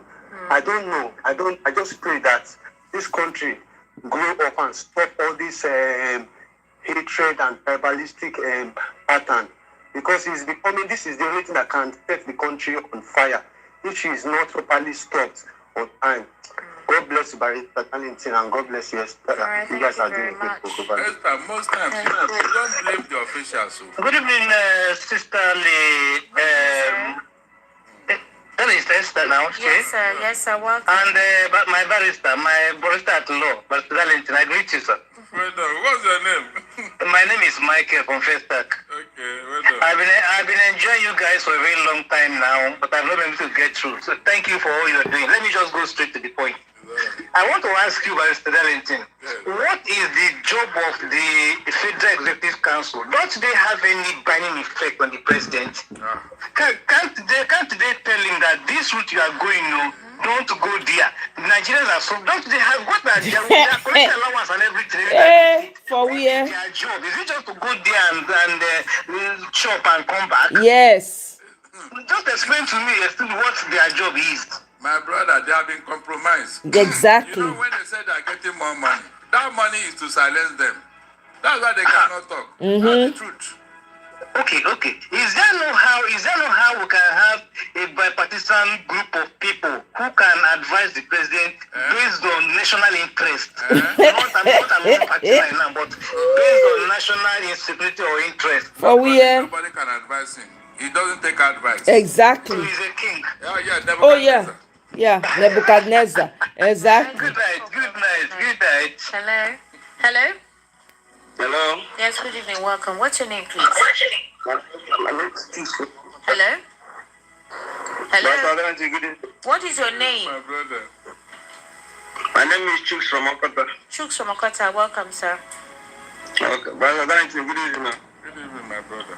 Please, Brother Darlington, I want to ask a question. This direction this man is doing for, is there any law that whenever any president enter in office, other former president does not have right to direct him or caution him or some kind of, for him to sort some They are kind just of, as corrupt. bad governance policy that is making. Now they're supposed to come out now. Exactly, is getting too much. Taxing Nigerians, creating suffering, everywhere. Things are really working out of control. Not that, Esther used to be angry that people used to call and insult them over the phone. Yeah, I know it's against your station policy or whatever, but we don't have power to fight them physically. This is the only power we have. Even though it's not going to make any sense, it's not going to affect them. But Nigerians are really suffering. Really suffering. If this is the amount of rate, the rate of divorce that is going, that people cannot feed the family. The wife will leave marriage and move. The husband will even run away from the house. Go to the supermarket, see people begging for you to buy them a loaf for bread, 2,000. Going for road, corporate beggars, people were asking for money for transportation to go to their destination after working for the road, they're looking for work. A lot of things, I don't know where to start, I don't know where to stop, I don't know where to finish. Just like you said, these are our pastors, Pastor Adebo, them, the religious leader, everybody should come out and talk. People that have power, the activists, the lawyers, the state assembly, the opposition parties, they should wake up and stop this man. We should not be waiting for 2027 before we can be able to fight this man. Because allow him. One day, may God help us. So. Right. That's my own. Good evening, how are you? Hello. Good evening, sir. Welcome. Good evening. Good This evening. is Omoye from Bara State. All right, sir. Go ahead, sir. God bless my good analyst there. What I want to say, this means that they cannot change this country. It's only the masses that will change this country. Exactly. What should we do? We should not only listen to VOP.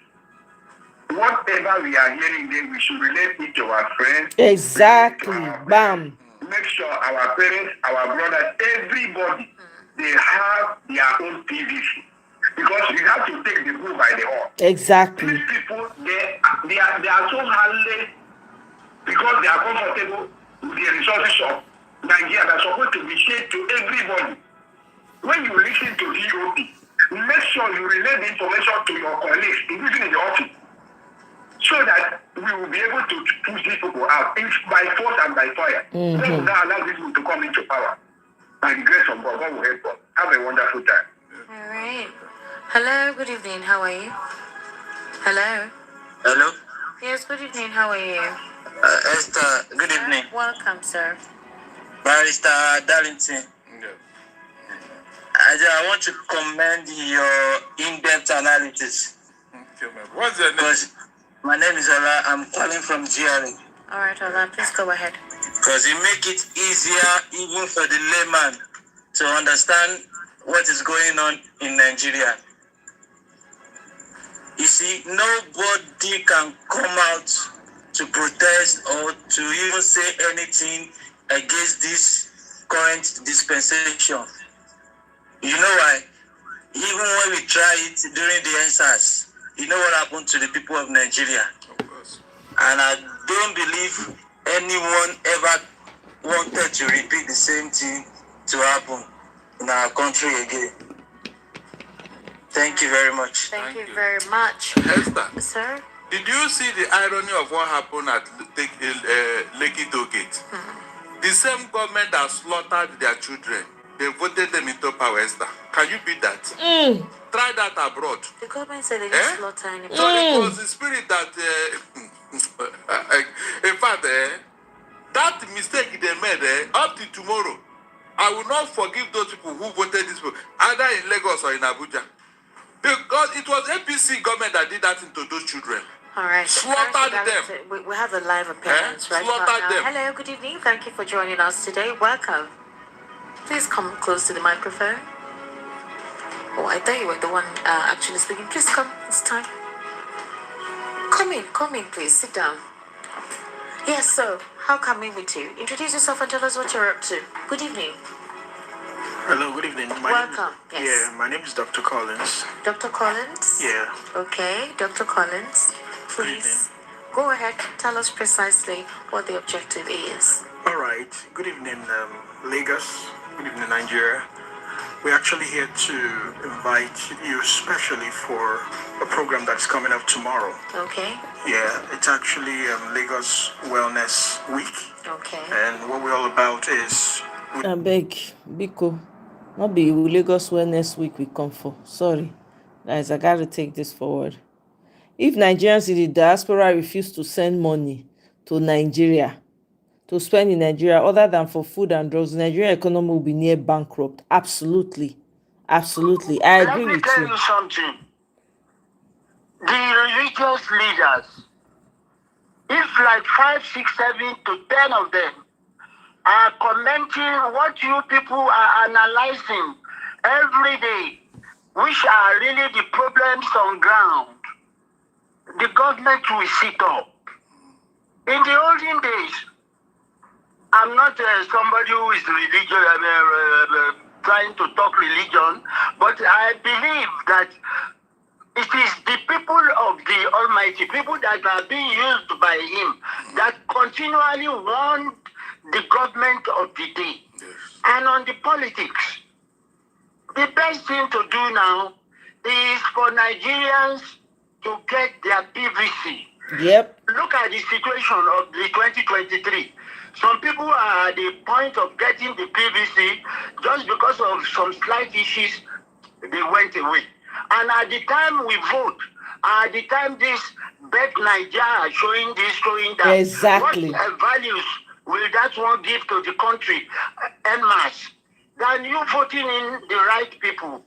And it is high time Nigerians look into the areas of those who are really going to govern us. Let's forget tribalism and let's forget religion. Who will do it? Anybody that loves Nigeria, and we all love Nigeria, justice will follow automatically. Exactly. God bless Nigeria. God bless Amen. Nigeria. Thank you very much, sir, for that. 08036929933. Hello, good evening. Hello. Hello. Oh. All right, let me take some messages. Imam Puchi says, "Bless you all in Jesus' name, Amen." Anyway, let me wrap this up. We don't try today. Barrister Darlington on call. We don't talk about Barrister Darlington today. So anyway, the point is this, right? I believe that last caller when he say everybody should go and get their PVC. That's the only way out. Still, we don't have any other option but for everybody to go and collect their PVC and make sure they vote. It's now up to everybody that goes to vote to ensure that nobody snatches it from your hands. You understand? You must make sure that when you go to vote, if you want to go in groups, go in groups. Nobody should be able to snatch it from you. You are snatching back. And you go follow that vote. You go make sure say the counter. You go follow the Rich Collation Center. That's the only opportunity we're going to have now. Forget all this because nobody, they are talking about opposition, whatever, and nobody is filing out. In the same country, Indonesia, they are all over the streets. They demanded that they reverse all those taxes they were trying to tax the people. Indonesia no get choice. They don't reverse their taxes, right? But Nigerians are not doing that. Not to complain. Your religious leaders are numbing your brains continuously. They tell you, oh, pray for the country, pray for the country. Then they numb your brain. They are not there to help you. Matter of fact, they like that the suffering is being imposed, because what else are they going to have to preach about? How are they going to preach their salvation if you are not suffering? You understand? So I'm not telling anybody what to do. Now you know, now you want to follow your religion. Oh, I know, follow you quarrel for that one. But can you stand up for your rights at least? Can you stand up for your rights? Can you make it make sense? Can you, for the first time, decide, no, we can't have this. My life is worth more than all of this. If the people by themselves come together and say enough is enough, these people cannot, half of the things they are doing, they won't be able to do it. Other countries are resisting their leaders. Nigeria should not be different. And I agree with you, Michael, it's the money that these people are getting sometimes that is making them feel act complacent. If all Nigerians decide, apart from money for, because some people have mothers, fathers back home, money for food and to take care of them, if nobody sends money back home anymore, Nigeria go cash. The people will be forced to come out and fight for their rights. You know? So, again, if you have not registered on obedient.com, please go and register. If you are not registered for the voting block, go and be a part of it. Be a part of it. All hands on deck. Not be to just come here, talk, cho, everybody. No. We have to be doing more than this. With that, I want to say thank you very much, Michael. Thank you, Kene.